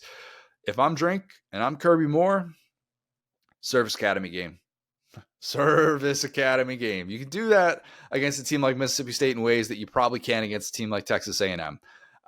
You want your true freshmen to get reps. You want them to build confidence. I understand that. It's not like they're just going to have 0 pass attempts in this one, but you know what else you don't want to do? You want to not lose to Mississippi State at home, especially in the event that Kamario Taylor gets his first career start. Blake Shapen still banged up after that Georgia game. We're recording this before injury reports come out. He had not practiced, and it's looking like he could be out for this one. Even if they want to play it safe with him, that would make sense. We're probably going to see a lot of Kamario Taylor no matter what. Even if Matt Zollers can't throw a forward pass and he's got far too much eye black on for a guy that can't throw a forward pass, Mizzou's going to get north-south on this defense. I think that'll be the case. I think Mizzou does that. 31-21 victory. I got randomly tagged on Twitter the other day, and I think you did too, where someone was like, never compare Mississippi State and Mizzou, which is something I feel like I've never done in my life, and yet here I am comparing them. Is that what that said? Yeah, I was so confused by that. I was like, huh? That being said, that guy's going to hate me even more because I feel like this could be a really good game. I think that, and really quick, let me just take another step back. We talked about Florida as the worst team with the SEC. They did beat Mississippi State on a big boy pick. So I feel like Florida fans would say, at least we got this team. Now, that being said, Mizzou is such a weird, kind of freaky team. And later when we talk about Vandy and their playoff rankings, I want to make a point, not right now, but about how Vandy has kind of broken a couple of teams. And you could put Mizzou there with the Fabula injury, which obviously wasn't their fault or anything. They but physically I think that, broke him. like physically, like that. And it also changed Mizzou's season outlook. And I think that some of this stuff, we're kind of seeing Mizzou as the team with Fabula and not the team that, struggle with Auburn and all this different stuff. So I actually really do think this could be a close game. I think Mississippi State is going to cover, but I think the Mizzou defense, I've seen enough. And again, when your offense is struggling the way that they are, something like the A&M game, it's like we saw it with LSU, right? Where your defense can be a proud unit, but after you give this team enough chances, they'll just run all over you. Yep. I don't think Mississippi State exactly has that, right? So I do think there's a ton of pride in the Mizzou defense. Again, we saw that in the Auburn game. But I think the style of quarterbacking that we talked about without Blake Shapen is a lot more conducive to what Mizzou likes to focus on defense, pinning their ears back, kind of bringing that front seven pressure. So yeah, it's enough for Mizzou to win, but I think that again, like we have to view them before and after Fabula, and these teams are a little bit closer than I think most people would think. I think that's all fair. And if it stays close, look at what Mississippi State is going to try and do in the second half of this one. And in the event that this is still a Mizzou passing offense that struggles, just keep that in mind. And it's a little bit tougher to break when that's the case, or it's a little bit easier for a Mizzou defense to break when that's the case, even though they ran the football really well against A&M, but still you fall behind by, 3 touchdowns like that. There's just only so much you can do. Well, I don't want to say I poured dirt on the Mizzou grave last week, but I was thinking about it a little bit more, and I was like, I probably moved past the fact that they have a lot of really interesting NFL draft decisions ahead, because Hardy's not draft eligible yet. I don't know what his going rate is going to be. Never assume anything, but I assume that he's going to be back in a Mizzou uniform next year, assuming Bo Pribula is back for his final year of eligibility. You kind of saw enough to make you think you can build around that guy. You can build the offense. He kind of checks some of those boxes for you. Jamal Roberts, he is draft eligible. I would guess he stays, or maybe he's going to look for a different place to play. I don't really know, but it's hard to have the amount of guaranteed touches that he already has, though. That's the thing. Yeah. Is that, like, if they're to almost their detriment. So like, why don't you feed Hardy? Why don't you feed Hardy? It's like, well, they are going to use Roberts almost no matter what. Yeah, some games he just gets the ball more. Like Jamal Roberts had their first carry of the season. Easy thing to kind of forget that they really saw them as a true 1-2 punch, and Hardy has since kind of taken over. But there are definitely a lot of moments where you're realizing like, oh, they feel like Jamal Roberts is capable of being like a feature back within this game plan. So yeah, he's in an interesting spot. Kevin Coleman, I think he has another year of eligibility because he played for Dion at Jackson State in 2022. Kind of crazy that he actually outproduced fellow classmate Travis Hunter, but probably something I should have brought up sooner to this point with him. Josiah Trotter, guy that I absolutely love. He's got 2 years of eligibility after this one, but he is draft eligible. He had a redshirt 2023 at West Virginia and then played as a redshirt freshman last year. Damon Wilson II, he could return. I would guess he leaves. He's got a lot of good film out there in his first year as a starter for Mizzou. Caden Green, he's got another year of eligibility. Maybe he'll need it after the switch to left tackle. I don't know. He's had a lot of good moments this year, and then a couple of games where it's just been really tough for him, most notably the most recent one against Cassius Howell. So I don't know. I bring all that up because Mizzou could return a really nice core if Drink stays for a year 7 in Como, and probably something that I shouldn't have just moved past when I talked about, maybe the window of this 3-year run has closed. Well, and it's crazy too. That kind of dovetails perfectly into the point that I was making when we talked about Drink's future. Is like, this could be that team. Like when you look into the next year, he could have the exact team that he's always wanted. And we talked about rebuilding the Brady Cook team. It's like you got 2 good running backs. You got your quarterback potentially coming back. So I think all of what you just said definitely should be factored when people just, again, throw Drink's name into these discussions. It's like, you got to come get him because this team already showed with Pribula that they could be something special. I know the schedule, whatever, but think about pretty much everybody coming back, right? And not everybody, right? But the really... Big if. Yeah. But you know what I'm saying? Like, there's a lot of decisions to be made. So it's a massive sliding glass door situation in that way. Because if Drake does decide to leave, what incentive did a lot of those guys come? Where you look at Jamal Roberts, okay, this is a guy from St. Louis. They could have their 1-2 punch right back. If Drake comes in and goes, I'm not bleeping leaving, and you shouldn't either, and the boys get fired up and they say we're going to run it back, and we got robbed of our chance with Pabula. Like, this could be exactly an inflection point for Mizzou, where they could be some form of a contender next year, or they could be, fall off without Drake. And maybe this sounds like hopium a little bit too much, but it's just never, during this 3-year run, it's just never really lined up with having the offense and defense kind of at the same place. Like even this year coming in, all the questions were on the offensive side of the ball. You replaced so many key skill players that meant a lot to you in that receiver room. And then in 2023, there were a lot of questions defensively. What is this group? Well, actually 2023 is Brady Cook going to actually be the guy? What's it going to look like with actually having an offensive play caller? 2024 was where you had to replace Blake Baker. You had 5 guys in that defense that were selected in the NFL draft. And so it's just never really kind of lined up. And maybe, just maybe, there is still that possibility for 2026 for it to line up. Of course, if Drink is going for another job or something like that, then this is all for now. But just wanted to bring that up because I think it's something that's worth keeping an eye on here in the next month. And really quick too, one thing that I feel like we got to keep reminding ourselves is the 12-team playoff is so new. I mean, I was thinking, like, what was wrong with that 2023 team? Nothing. They would have made the playoff in the 12-team era. Yep. Nothing. 1 year. One year maybe difference. Ohio State in a bowl game and talk about, they didn't care. It's Ohio freaking State. Like, yeah, it's Ohio State. Like, so at the end of the day, it's like, what did that team, quote unquote, struggle with? They lost to Jaden Daniels. They lost at Georgia. That was it. That would have been a playoff Played well, Georgia too. Yeah, like that's the thing. They played really well in both of those games. So, yeah, I think that you've already built that team, and you got to now apply 12-team playoff to that team. Probably could have and should have won a playoff game, Yeah. Mizzou that year, I think they would have hosted, I'd have to look back at the rankings. I think they would have hosted a home playoff game, and I think they would have been set up well. Maybe they would have been like on that 8-9 line. I might be a little bit off on that, but yeah, I agree. So anyway, just a more optimistic projection of Mizzou's future as opposed to the very bleak picture that I painted last pod. Lock of the week, Will. Easy hit with Texas Tech against BYU last week. We didn't get cute. Lay the points with a team that's got a significant advantage, even if the spread looks a little bit wobbly. We're doing that again. Washington got embarrassed last week at Wisconsin. Lost a bunch of key players on offense in that game too, including Jonah Coleman, Denzel Boston. They lost 2 starting offensive linemen. TBD on how many of those guys are coming back. I think they get at least a couple of them back in this one. They host Purdue as 16.5-point favorites. Purdue, I don't know if you've heard this, they've yet to win a Big Ten game in year 1 of the Barry Odom era. 8 consecutive losses, 5 of which by at least 16 points. Husky Stadium's still a tough place to play. Ohio State won there earlier in the year, so I can't make that same stat over and over that the last time that they lost at home was the Jimmy Lake era. That's still the only home game that they've lost post Jimmy Lake era. So every other home game this year, they've won by at least 17 points. I think that line will move if we find out that some of these guys are going to be playing. So wanted to get in on the minus 16.5 for Washington against Purdue. No bias whatsoever with Indiana and picking against Purdue. I never pick against Purdue. Yeah, I mean, see, this is, again, the classic Connor Sicko's pick, which I incorrectly said was last week. That was more of like the top line pick. This is we all at least heard about what happened to Washington last week. And so most would avoid them, but you're bold. You're brave. I like it. Brash, some would say. We got to bring back bold and brash real soon. Haven't done it yet this season. Mm-hmm. Maybe we'll get that going sometime in the next couple of weeks. All right, let's kick it to Hester. Had to discuss the LSU vacancy, Garrett Nussmeier, SEC running backs, all of it on the table. Hester's the best. Here he is.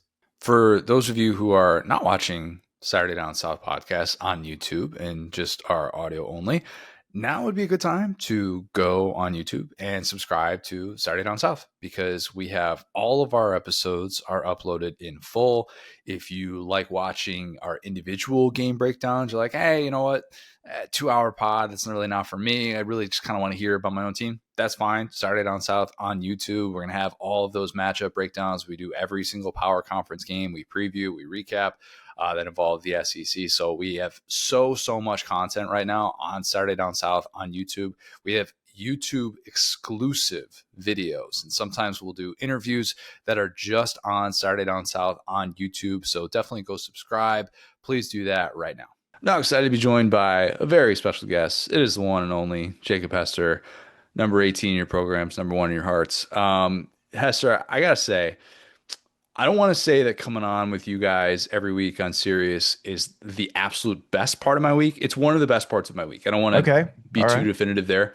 Right. I will say the worst part of my week is when you say, there he is, our guy Connor O'Gara, because it means I'm done. And it means I'm done talking ball with you guys. There you go. Okay. I like that. And I like that. I'm always a little bit bummed. Okay. It's never relief. I'm always a little bit bummed.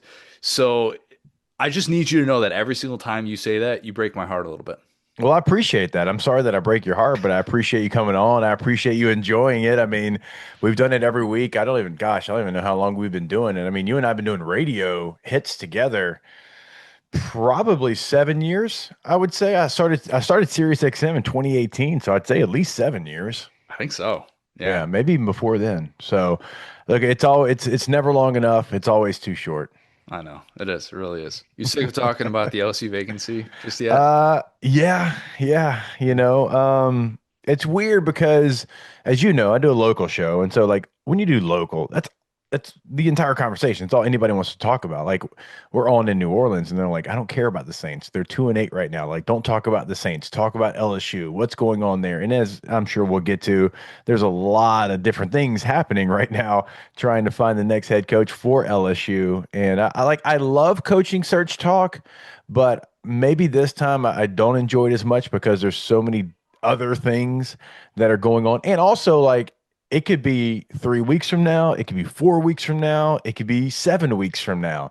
I can't do 7 more weeks of coaching search talk. So, I don't know how long it's going to go. Maybe it goes into the playoff, but I think LSU needs to kind of stop all the negative momentum right now, probably go ahead and find their next head coach.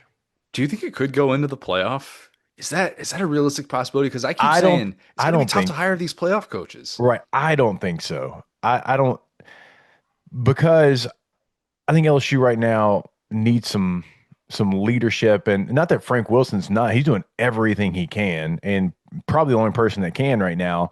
But you're going to have a signing day December 3rd. Obviously, the portal window opens up in early January. I just think you want some foundational pieces in December because you have a head coach. I don't think you want to be lost in purgatory, just still searching and hoping. And maybe because, as we know too, like during these coaching searches, if you wait, it doesn't always mean you get your guy. So if you think there's a guy, like if there's a list of 5 candidates and two of those guys you don't have to wait on, well, maybe you narrow it down from 5 to 2. And maybe that's the two that you kind of focus in on. Who's the number one for you? Who's the guy that you're thinking, man, if I get a text, blah blah blah, has Yeah. accepted the position, I'm most excited. And realistically Right. speaking, All right. So I think there's five, like there's like 5 guys that could get the job and I think would win and do well. Like I truly believe that. I think Brent Key, you know what I think about him. I think Kenny Dillingham. I think Lane. I think Summerall would do a great job. But if you're asking me, like, okay, give me a name. Well, I'm gonna give you a biased answer because those other four, if they ended up happening, I'd be excited. I'd be thrilled. We'd be coming on here and I'd be talking about, okay, let's go, let's move forward. This is a biased answer, so I'm laying it out there. And I hate saying a coach that's coaching somewhere if you're because okay, never mind. I'll let you. I thought you were about to go in a direction that I was going to immediately have to push back on because if you say Jimbo Fisher, I'm going to puke. oh no. Well, hey, Okay, well, no, I would not say Jimbo Fisher. all No, right. no, no. I would not say Jimbo. But I'm saying I hate saying it because this guy coaches somebody and I respect this fan base. And so I hate to try to go steal their coach. But give me Eli Drinkwitz. That okay. I, That's also biased though. Very it biased. is. I said it was. I said it would be. I knew it. Okay. You know what I think about Drink? Yeah. He's one of my favorite human beings. What he's done at Missouri is highly impressive. Back-to-back double, digit win seasons. He's 6-3 this year. They got a great chance of, I think, winning the rest of their games. But what he's done there, who he is as a coach, the defensive staff, I think at LSU would stay in place because Blake and Kevin Peoples and Sure. Jake Olson were all with him at Missouri. That would be an easy transition. You wouldn't have to learn a brand new defense yet again. I think Blake Baker is a stud. I think what they did in Tuscaloosa, they tried everything they possibly could to help you get a victory. They just had zero help. So I think like for all of those reasons, it would solidify things a little bit quicker. So yeah, it's biased for sure. Drink's my guy. Everybody knows that. But I mean, why not? Why not drink? Kirby Moore, his brother's already in the Oh, state. trust me. I said that this morning. I'm like, look, I mean, Kellen's right down the road. I think Kirby Moore is one of the better play callers we have. Look, it just all makes a lot of sense. And oh yeah, Drink's qualified for the job too. I mean, thinking of what he's done there, and I think he can do a little bit more at LSU. And again, I hate saying that because I love Missouri's fan base and I love what they're doing, but hey, we need a coach down here too now. Who's the guy? Because for a lot of people, Drink is this guy of the guy that if you saw he was about to accept the job, you'd be like, oh my God, I'm canceling season tickets. There are a lot of people that are very out on Drink and they are out because he's dorky. Like that's very obvious at this point. But who's the one guy that you've seen rumored that you're like, man, I don't see that working. I'd have a really tough time getting on board with that. Oh man, so I haven't seen too much of like James Franklin. Like I'd be out on James That was Franklin. the Like correct answer. I, Yeah. I'd be out on that. Like there's zero part of that would excite me. Not one part of it. I mean, yeah, like resume, but like you just had a coach that had a better resume and it didn't work. Like it's got to be a much better fit. James Franklin, I saw Lincoln Riley for like a couple of hot seconds. Like, no, been there, done that, tried that. No, absolutely not. So some of the bigger names, honestly, are the ones that I think I'd be out on the most. You don't need a big name. Like you got to get somebody, and I'm not talking about like the cultural fit. I'm not talking about like all of those things that people talk about. He's not a fit here. Like in this job, the one thing that I want, you shouldn't have to talk anybody into this job. You shouldn't. Like, I want somebody that would walk to Baton Rouge if you offer them the job. Like, they wouldn't clean out their office because they would just sprint out of the door if you offered them the job. Now, I wouldn't always maybe say that, but I just don't think you should have to talk anybody. If you have to talk somebody into it, I think they're coming to Baton Rouge for the wrong reasons. I think if you hire somebody that wants to be here, they want the challenge, they want to, go to LSU and try to win another national championship. I think they attack every single day with the enthusiasm, as my guy Harbaugh would say, unknown to mankind, because they're so excited to be the head coach at LSU. Do you think LSU would have talked Brian Kelly into the job? I think they probably had to have, yeah, some real deep discussions. And look, he was at Notre Dame. He's a great program. But I think they had to say, hey, we'll pay you this. And hey, look at this. And hey, the last three coaches won national championships. You've been close. But so I don't know how much they had to. But yeah, I think there was probably some, hey, we got to figure out how to get this guy down here. And I just don't think they need that this time. I think they need somebody like there's going to be a couple of coaches that you're going to have to try to fight, off other schools. I don't want that guy either. I just think this time do it a little bit differently than you have. And I think if you do that, then I think you'll get the right guy. That's why like the list of five guys I gave, like I think they would attack it with that enthusiasm that I'm talking about. John Summerall's fascinating. I've made the comparison. I think he's like the Elko of this cycle Yeah. of it might be considered, not splashy to go hire the coach making $3 million at Tulane. I've really worked on my Tulane pronunciation, by the way. Really have worked on I that know it over the means a course of the lot last to 2 weeks. you. It does. It does. I just don't want to sound like a Yankee all the time, only sometimes. He's the guy that I look at and go, man, if they made that move, you'd have a hard time pushing back on it. For those Yeah. that say, well, why'd you have to go in state? Why'd you have to pay all that money to go in state and hire someone at the smaller program? Get the right person for the job. Get the right person Yep. for the job and don't worry about that other stuff. I'm right there with you. And they didn't have Billy Napier last time. And I know a lot of people were like, why'd you turn your nose up? I think Billy's a really good football coach. Billy Napier and John Summerall aren't the same person.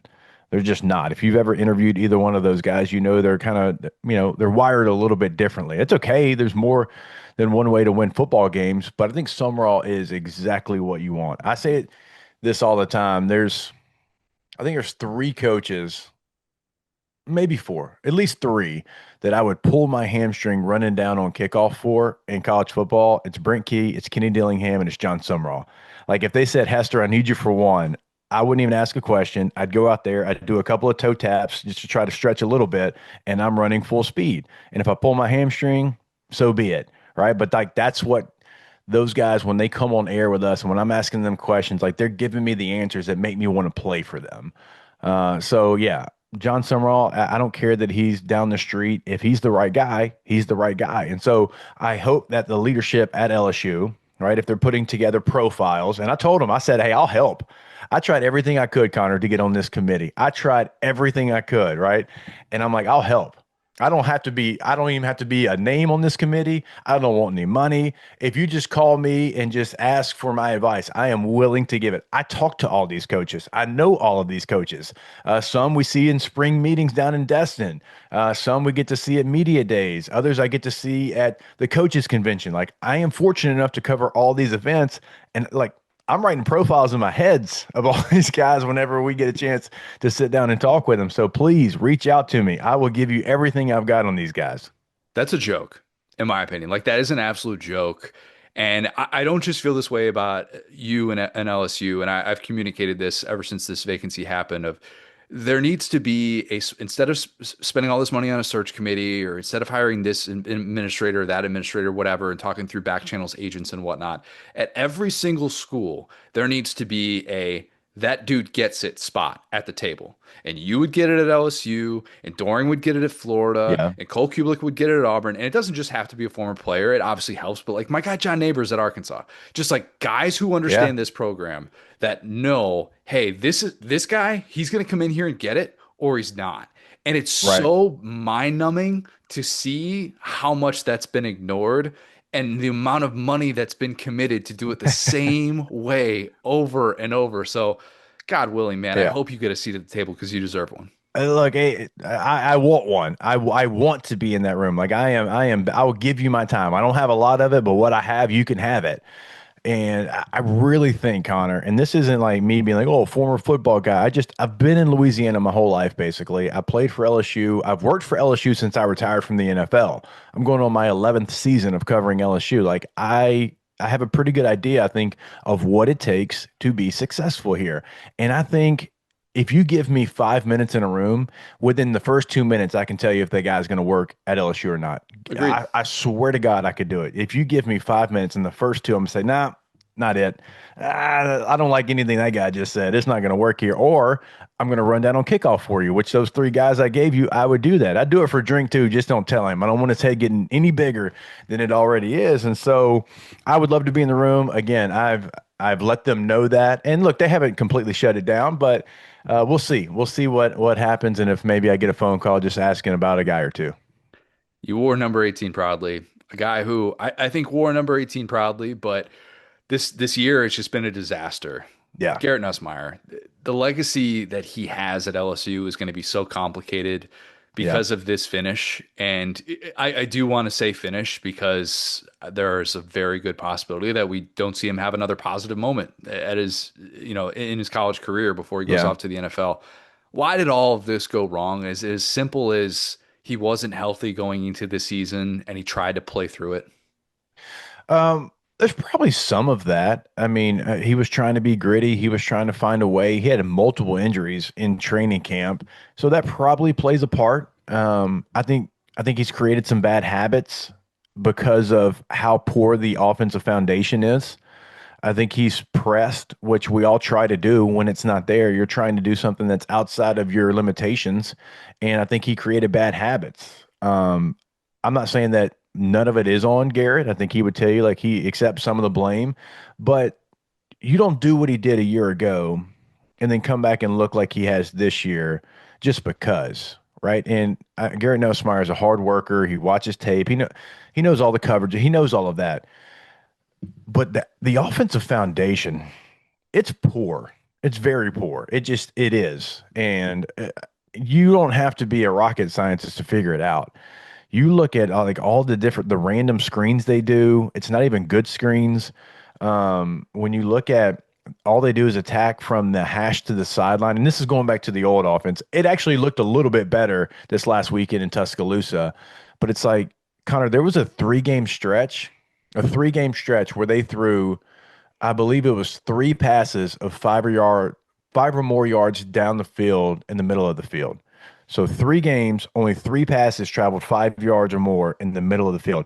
Connor, the hashes are real wide in college football, real wide. So if I'm a defensive coordinator at an elite level, and I know, hell, I don't even have to really guard that.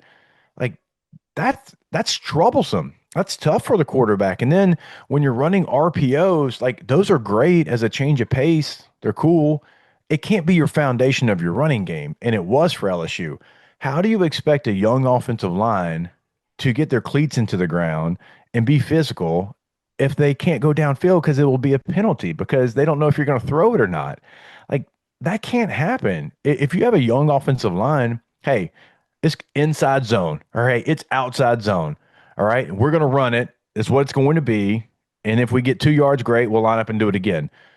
But if you're running an RPO and you can't be physical and you got to kind of patrol the area a little bit, well, no offensive line is going to be good in the SEC doing that. So there was some bad. Connor, LSU football hasn't run a power this year. Not one. Not a single power. When I was playing, we couldn't have a series without running a power, much less an entire season. Like we ran power so damn much that Flynn would say, line up and run it. And we knew what he meant. We were running power. It blows my mind. Like you got like the best running backs and run teams in the country are so diverse in their run game. You look and it's like last year was Scadaboo at Arizona State. Dude, it was counter, it was power, it was inside, outside zone, it was stretch lead, it was pin pull, it was everything. And you never knew what they were going to do. It's not the case for LSU. So some of it falls on players for sure. We got to put our hand up sometimes, but the foundation of the offense, to me, it was mind-boggling to sit there and watch the tape and see the things that they weren't doing, the things that they weren't attacking. And so now you're trying to fix all of that. Rome was built in a day. We know that. You fixed some of it. It was good to see some under center play action last week. It was good to see Nussmeier get on the move last week. It was good to see some real screens, like actual halfback screens. It was good to see even like receiver screens the way they're supposed to be ran. But how much of that can you truly get done in a 2-week period? I don't know. We'll see what they can do the rest of the year. So, like, going back all the way to the original question, Nussmeier's 4,000-yard season is always going to be remembered, but this one probably is going to be talked about right after you mentioned the 4,000-yard season. And I hate it. I hate it because he's LSU through and through. He waited his turn. He didn't take his ball and go home. He wanted to be the starting quarterback for LSU. He wanted to try to win a national championship. He got number 18. He's always in that club with me. And we're always going to love him. But I don't know what his legacy is going to be. The 3-play sequence that he had against Bama to close it that led to his benching was just inexcusable in every possible way. And each individual thing that happened in that 3-play sequence with the delay of game, then the late timeout, or they should have had another delay of game, then the spin into the sack on a 3-man rush, it's just like, man, how at this point of your career as a coach's son, like how is this still happening? And it is so complicated. His draft stock, like it's fallen probably off the face of the earth, right? Like who's gonna like is this a Quinn Ewers situation where we could see Garrett Nussmeier like day 3, he's still sitting there? Or alternatively, are we going to hear the entire list of injuries during the pre-draft process? I mean, which we did with Ewers as well. And then it's going to be like, oh, maybe some team will take a chance on him, like, round 4 or something. I don't know. I don't even know if it's there right now. I think Quinn's probably a good comp to have. And you're right. Like, I think because of all the things that kind of led to where they're at right now, you're going to turn on the tape of those 3 plays in a row and be like, man, you got to step up in the pocket. Like it's there. You got to step up and do that. Some teams are going to go back and they're going to watch Ole Miss last year and be like, oh yeah, but look at this. Look at these throws. Look at this throw to Aaron Anderson. And, they're going to draft him. I think he's still a draftable guy. And it's always going to be a little bit of a fight of last year's tape and this year's tape. And this year's tape is damning. It is. He would tell you so. Gosh, there was a couple of sequences in that game. But, yeah, he was a first-round pick. If he comes out last year, what is he? Third. So we talked about talked about last year. He could have had a fringe 1st-round market. He could have. I think he would have gone to the Senior Bowl or something like that because I think he graduated already, and he'd have probably been a 2nd-round pick at worst. And now you're probably talking about late rounds like a Quinn Ewers. Now I think he makes the NFL. I think he's on a roster, which is always the main goal. But yeah, it's a big difference in being a 1st, 2nd-round pick and being a fifth through seventh round picks. So it's tough. I hate even having this conversation. I'm rooting like hell for the guy because of all the ways that he did it. But if you would have told me before the season this is how it was going, I would just called you a liar to your face. Same. Agreed. Yeah. 100%. Let's get you out of here with some SEC running back stuff. Have you adopted Ahmad Hardy yet? I put in the paperwork. Yeah. I put in the paperwork. They were like, "Hey, you've already got a son from Missouri, Cody Schrader. Like, Right. we gotta really do our due diligence to make sure that you can get a second son from Missouri." I'm like, "Yeah, but have you seen him run the ball?" I was like, I mean, come on. Yeah, the guy went to Louisiana Monroe last year, so he's Right. kind of 318, 3-1 grade already. So, but gosh, I mean, what a stud that guy is. I think he's over 6 yards a carry. People know he's getting the ball. It doesn't really matter. Just a very exciting player. Love watching that guy run outside zone. And he's going to have I think he's going to have an NFL career. I know some of those Missouri running backs haven't had an NFL career, and a lot of guys are like, "Oh, they're system guys." I'm like, "Okay, well, you get in that system and you run for those yards that they ran for." But I think he's a little bit different. He's one of my favorite players in the country to watch. So, yeah, the paperwork is in. We'll see. Now, again, I just tried to still drink away from him, so they might deny it. It's kind of interesting because Kewan Lacey's the other guy that's at the top of the SEC Yeah. rushing standings right now, and kind of similar in the way that they play. And he came from Mizzou and was a Yeah. guy that ultimately goes to Ole Miss, and now Lane just said, "Hey, you're our guy. You're kind of our bell Uh, cow." they're going to hand him the ball regardless. He's got to have at least right at 200. Got to have 200 carries. He Yeah, has to. he's close to it, and Lane typically hasn't done that. I Like know. just I looked at it a couple weeks ago, and Logan Diggs was the Yeah, next closest in carries, and he had 19 carries. I Like, know. what's happened to Lane? How difficult is it to adapt a ground game like that when you kind of look up and you're like, this is really what our personnel is dictating, and LSU is maybe we'll just not include LSU in this conversation because they haven't exactly adapted to their surroundings. But Right. like, how difficult is that for a program to be able to like look at their run personnel and go, you know what, this is really what we need to do? Because it feels like we're seeing a Yeah. lot of these teams in the SEC. Like Heupel did it last year with just going all in with Dylan Sampson and stuff. Yeah. Like a lot of these teams have really done a nice job at that. Yeah, and look, Lane's going to do whatever he's got to do to be successful. I mean, he does it as well as anybody. And I could tell last year, talking to Lane on the record, off the record, not being able to close out the Kentucky and LSU games pained him. Pained him. Like it was something he thought about every day. And they couldn't close it out in 4-minute offense. And so, like, I think he was looking for somebody he could just lean on and use and hand it to him 200 times, here. And we're not even in deep November. And so he found that guy. And so Lane's so good at not being stubborn and saying, "Hey, if we got to do this, we got to do this. If it's Q runs, it's Q runs. If it's letting a guy tote it 200 times, if it's throwing it however many times, because it's all within their offense. Like Lane wants to run the football. Sometimes he just can't because he doesn't have the personnel. Well, he's got the personnel now. And so I think Lane does as good of a job as anybody in doing that. And hey, what do we have? All right, that's what we got. All right, well, this is who we're going to be. Like if you think about it, like it would be very hard in an 8-year period of Lane Kiffin being a head coach and identifying who they are as an offense. It'd be very hard. And sometimes people say it's like, well, they don't have an identity. No, their identity is what it has to be. It's water. Whatever it has to be, that's going to be their identity within that given season. And I think that's the signs of a great football coach. I'm interested in your take on this, having just seen them. Why can't Alabama run the football Whew. Can't. at Like all? not like why haven't they? Not can they get it done? They can't run the football. I think their tight ends are struggling a little bit on the edge. Their offensive line is good enough. I think it's good enough. And they're not the road graders maybe that they've had. Their running back's vision is just poor right now, Connor. It just is. And I hate talking about my own position like that. When a run play in the SEC gives you 4, you take 4. You don't look for 40. And it looks like they're looking for 40 right now. 40 yards comes because you took 7 4-yard runs and the guy said, "I'm not real interested in tackling you anymore." That's when a 40-yard run comes in the SEC. It's not because you're looking for it. And like in that game, I saw a true freshman running back on the other sideline in Harlem Berry that saw 7 and took 7. He saw 7, he took 7. He saw 7 again, and then he went 37. because he took the same 7 that was given. And it looks like the running backs for Alabama right now are getting the football, patrolling where to go, trying to find the 70-yard run. And that's not how it works. So, can you change that? Maybe. It's kind of tough. Running back, I've always said you're either born to run the football or you're not. Like you either have that vision or you don't. That's why the most athletic guy doesn't always play running back.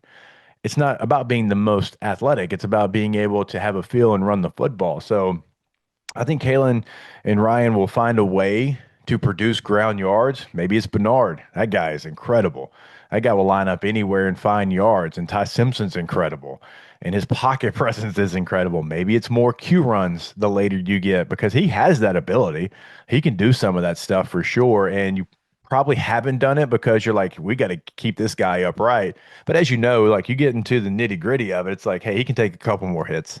And then next week he can take a couple more hits. And so I don't know, man. And I'm not saying that it can't ever happen, but it would be very difficult for Alabama to be able to run the football effectively in this season after what I saw this last weekend. All right, there he is, our guy, Jacob Hester. No. Hey, see? Was that the worst part of your week? That's terrible. It's terrible. I don't know. I got like 72 more shows to do this week. So, oh, goodness gracious. You got 72 shows. You got like 5 sick kids and, just no big deal. Hey, but you know what? Youth flag football that's over, so we can shelf that part of it. Okay, middle school football's over, so that gets shelved as well. We had a couple of fall baseball tournaments, not too many. We got high school playoffs starting this Friday. All right, so that's kind of winding down as well. So there's a light. There's just a little bitty light.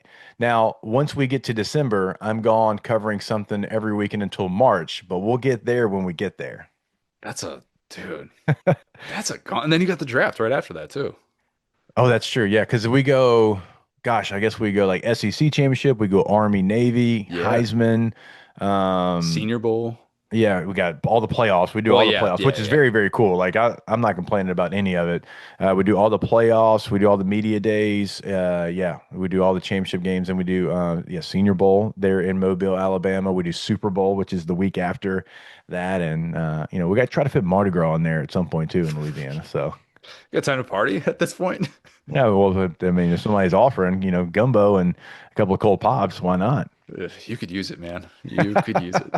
Hester, you're the best. We'll do it again soon, man. I appreciate it, brother. Before we get to the rest of the podcast, I want to talk to you guys about Kalshi.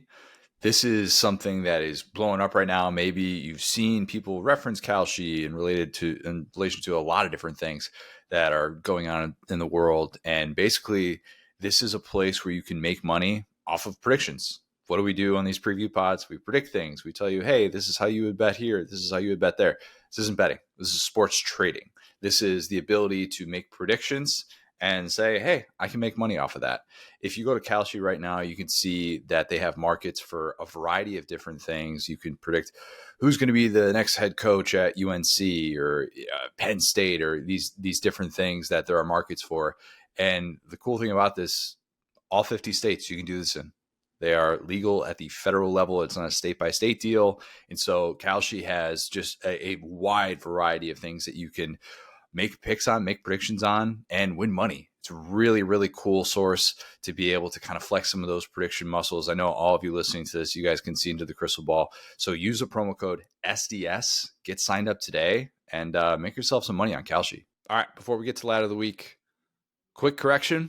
Will, do we have some cleanup to do? Yeah, my bad, guys. I trusted the Southeastern Conference to keep their own stats. I went to sec.com for conference stats on time of possession. It would appear that they just kind of stopped keeping those a couple of games ago. So I said that Alabama was number 1 in time of possession. They're actually number 2. I said A&M was number 2. They're number 1. That would line up with your eyes. However, not worth going back and correcting because the point still stands. If Alabama can't run the football and they're second, it's pretty impressive.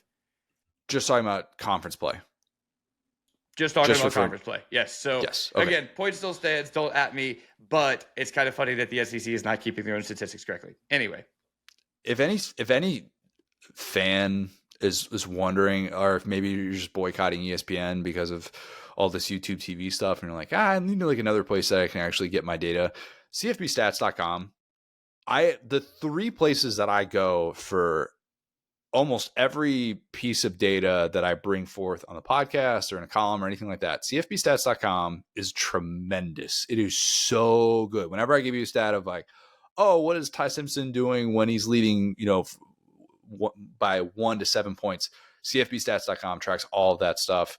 They have really, really good stuff on PFF with like yards after contact. And I do it a lot for snap counts and stuff like that. The missed tackle stat that I bring up, I should probably shout that out a little bit more than I do. Apologies. I don't want to steal data from anywhere, but if you're actually looking for stuff like that and you want, to have information like that at your fingertips before you place a bet or whatever, you just want to sound smarter, you're going to a barbecue this weekend, those are the places. Stats Reference as well is really, really good at keeping up to date. So didn't mean to turn that into a thing, but something that I should probably address on this show since it's the majority of what we do, and probably should have brought it up at some point. And don't go to the conference for your conference stats. Anyway, lad of the week. Unless you want to see, if you do go to the SEC website and look at predicted order of finish and preseason all SEC, you might see a couple of recognizable faces. That's true. We're actually the poster children for this. So never mind. Go to the SEC. You'll see us. We're homers for that. Go see our smiling faces talking to SEC quarterbacks.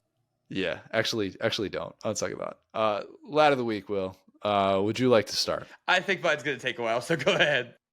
All right. I'm going to go with Julie Saddam, who is my mother-in-law. She was here in town over the weekend, kind of a Friday to Monday deal.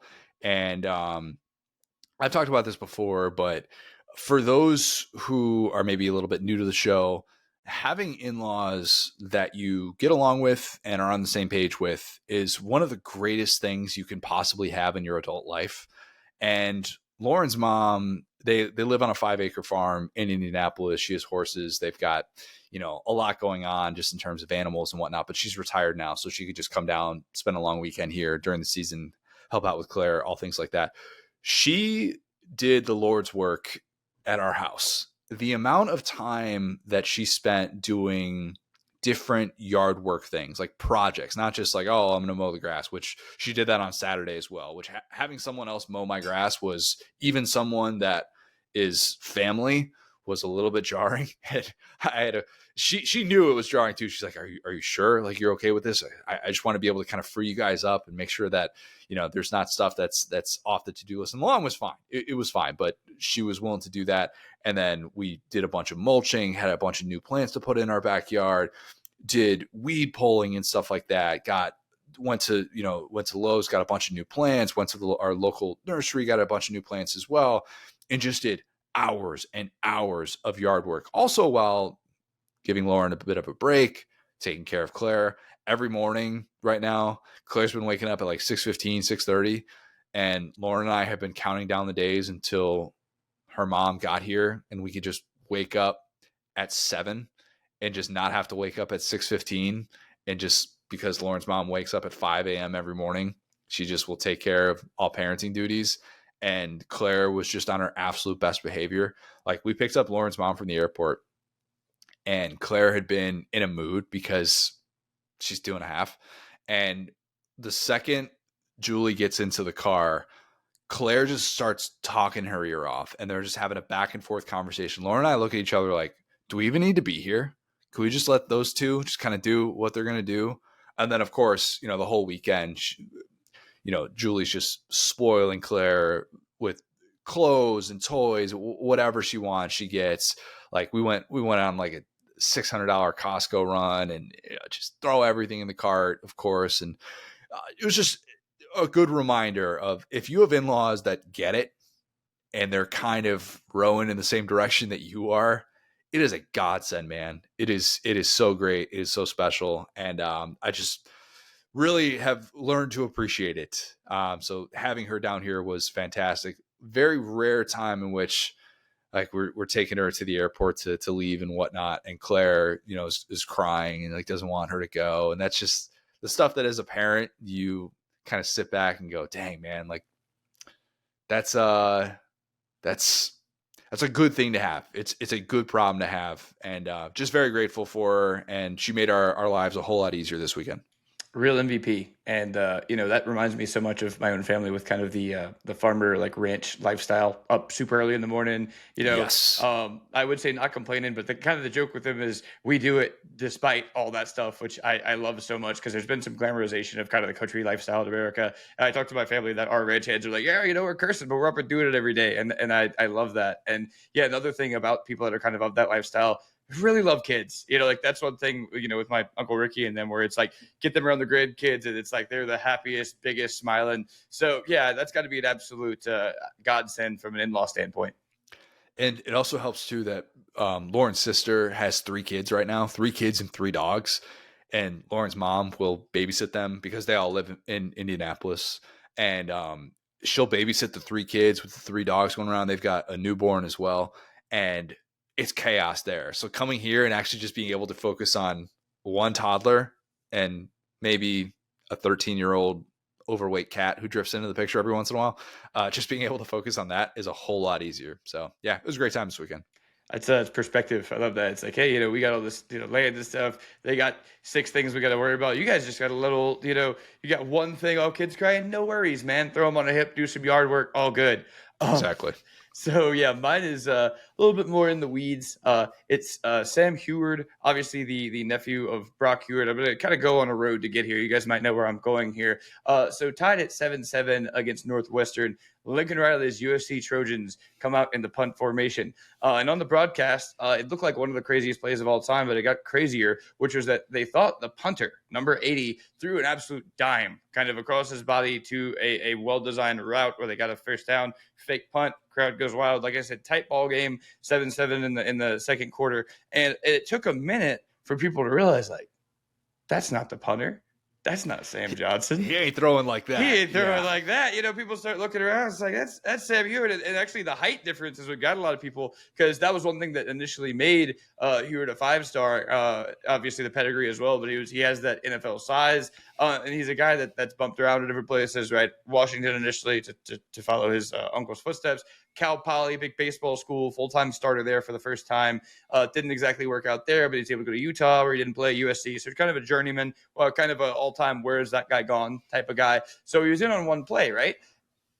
How did that happen? Hold on. He's wearing number 80, same as the punter. So the Big Ten has already sent out a statement saying, okay, you can't do that. You can't have 2 guys with the same number wearing the same or playing the same position. They kind of go through here, broke it through Pete Thamel. So does all that make sense? We got 2 guys wearing number 80. One's a quarterback, one's a punter. Yeah. They cheated and got away with it. Oklahoma, how do you feel about that? There's offensive-minded coach pulling off a move in the middle of the game that the conference has to later come out and say, actually, you weren't allowed to do this. Oklahoma fans, like, just unbiased opinion. How do you feel about that with Lincoln Riley doing it? Now, speaking of cheating and get away with it, I'm glad you said that, Connor, because I'm going to take a celebrity shot here. I'm going to call a guest witness. Who's the person who I would trust the most on this? Connor Stallions has a take on this, and I want you to hear it because I agree with him. I'm going to be honest with you. I agree with him. So what he said was, another example of the NCAA, Big Ten, and Pete Thamel. Call him out, Connor. You're untouchable. They can't get you. Another example of he's still tampering with Bryce Underwood. They'll never catch Connor Steins. Another example of the NCAA, Big Ten, and Pete Thamel not understanding their own sport and rules. That he has Twitter Premium, so he put a italic bold position does not equal alignment. Quarterbacks align out wide, think Wildcat all the time. That doesn't make them receivers. They're still quarterbacks. Receivers align in the backfield all the time. That doesn't make them running backs. Safeties align on the line of scrimmage all the time. That doesn't make them defensive linemen. USC aligning a quarterback whom they listed at number 80 on the roster, 14 yards behind the center, does not make him a punter. If an offense wants to go for it on 4th down and throw the ball with its backup quarterback, as long as they have 7 on the line of scrimmage, they're good. That's on the opponent. What say you? Then I would counter that by saying you acknowledge where position alignment is and you allow a holder to, in theory, be down, right? When he takes a snap on a kick. In college football, if you're down with the football, you got a knee on the ground, you're down. Where then is the difference in determining position there? Because that seems like an area that you could say, well, the guy who's winding up to kick, you don't know he's a kicker until the football actually leaves. What's to say that guy, so like if that guy doesn't end up kicking it, do you get what I'm saying? I'm not explaining this as well as I probably could have, but where does the positional assignment stop and where does it start? Because you're declaring yourself a punter if you're lined up that far back, in the same way you're declaring yourself a holder if you're lined up in the position to be able to hold the football in that spot and in theory be down. And the only way that the ball can be live afterwards is if it's kicked, not if it's thrown. So he did say a lot of words here, calling people out by name. You know what? Say what you will about Connor Stallions, but he's entertaining. I believe the point he's trying to make is you make that decision on the roster, right? Before the game, you make that decision in a meeting room and officially submit it, which people have said Sam Huard's been number 80 for several weeks. That has been submitted. It's not on their website, but to the NCAA, to the opponent, they've had access. So I guess Connor Stallions' perspective is it's on the roster. He's listed as a quarterback. He can wear number 80. Okay. Loophole. Found one. Maybe. I don't know. Who am I to say? I do think, though, there is a bit of manipulation there that probably, even if Connor Stallions is right in what he's saying, is probably still going to be pushed back on. Now, USC, you can get away with it as long as you're not putting him in another person's jersey. If he had the jersey of the punter and you knew that it was Sam Huard, then then you're doing things that cross the line, and Connor Stallions knows what that's all about. Well, Connor, I love that you brought up that point, because one thing about USC is they don't have names on the back of their jerseys. Right, that's what I mean. So that's the beautiful part of it, is that it's like, technically that could have been his jersey. There's really no way to tell. The sizes are the only real difference. And so that being said, this has kind of made me, like I said, align with Connor Stallions, and it's made me realize, like, hey man, you're probably blacklisted from NCAA football in any meaningful way, i.e. even if they're not going to officially do it, they're going to be following you around. That guy should be on broadcasts talking about the NCAA rule book. Somebody give him a job in media, please. I need to see him on some random CW broadcast with like a visual aid. Like whoever hires Connor Stallions to be on your broadcast, you are going to get the biggest bang for your buck of all time. Take him over Gene Steratore, just telling us, oh, if the call on the field is right. Well, it really depends. With Connor Stallions, it never depends. He has an opinion. That being said, the line of the week was Sam Huard. And how can you make a better, impact on college football history if you're in his shoes? You know, you get one shot at real Division I, Power 4 competition at USC, and it's in this moment, and you absolutely threw a dart. So that has nothing to do with him. That's all in the coaching, Connor Stallions, the Big Ten. But for what that kid was asked to do after this long and winding road, sticking with the game of football, but he could have given up, that's why he's my lad of the week, because you really get one shot. Imagine if that was an incomplete pass, how much this would have been talked about. The fact that it was successful kind of means that it does get talked about less. And so he was able to do his job. You could see a giant smile. I love to see a giant smile on an athlete's face, where it's that feeling of relief of, this is why I went to all those meetings. This is why I did all the practices, that he's immortalized in history of us understanding the NCAA rulebook a little bit more because of him. Maybe you should try punting. That's the irony in all of this.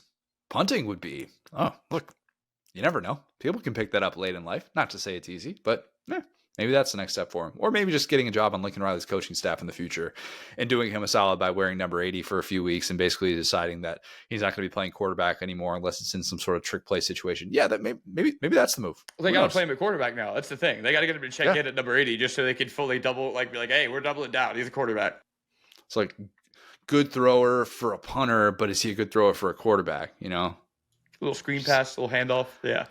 It's like, he's funny for an athlete, but is he actually funny? Like Blake Griffin's actually funny, but is he like, are we just giving him the benefit of the doubt because he's an athlete? Anyway, it's good lad of the week.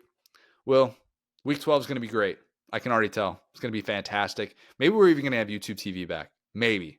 Probably not. Who are we kidding? Hopefully everybody's able to find another option to be able to watch the games this weekend.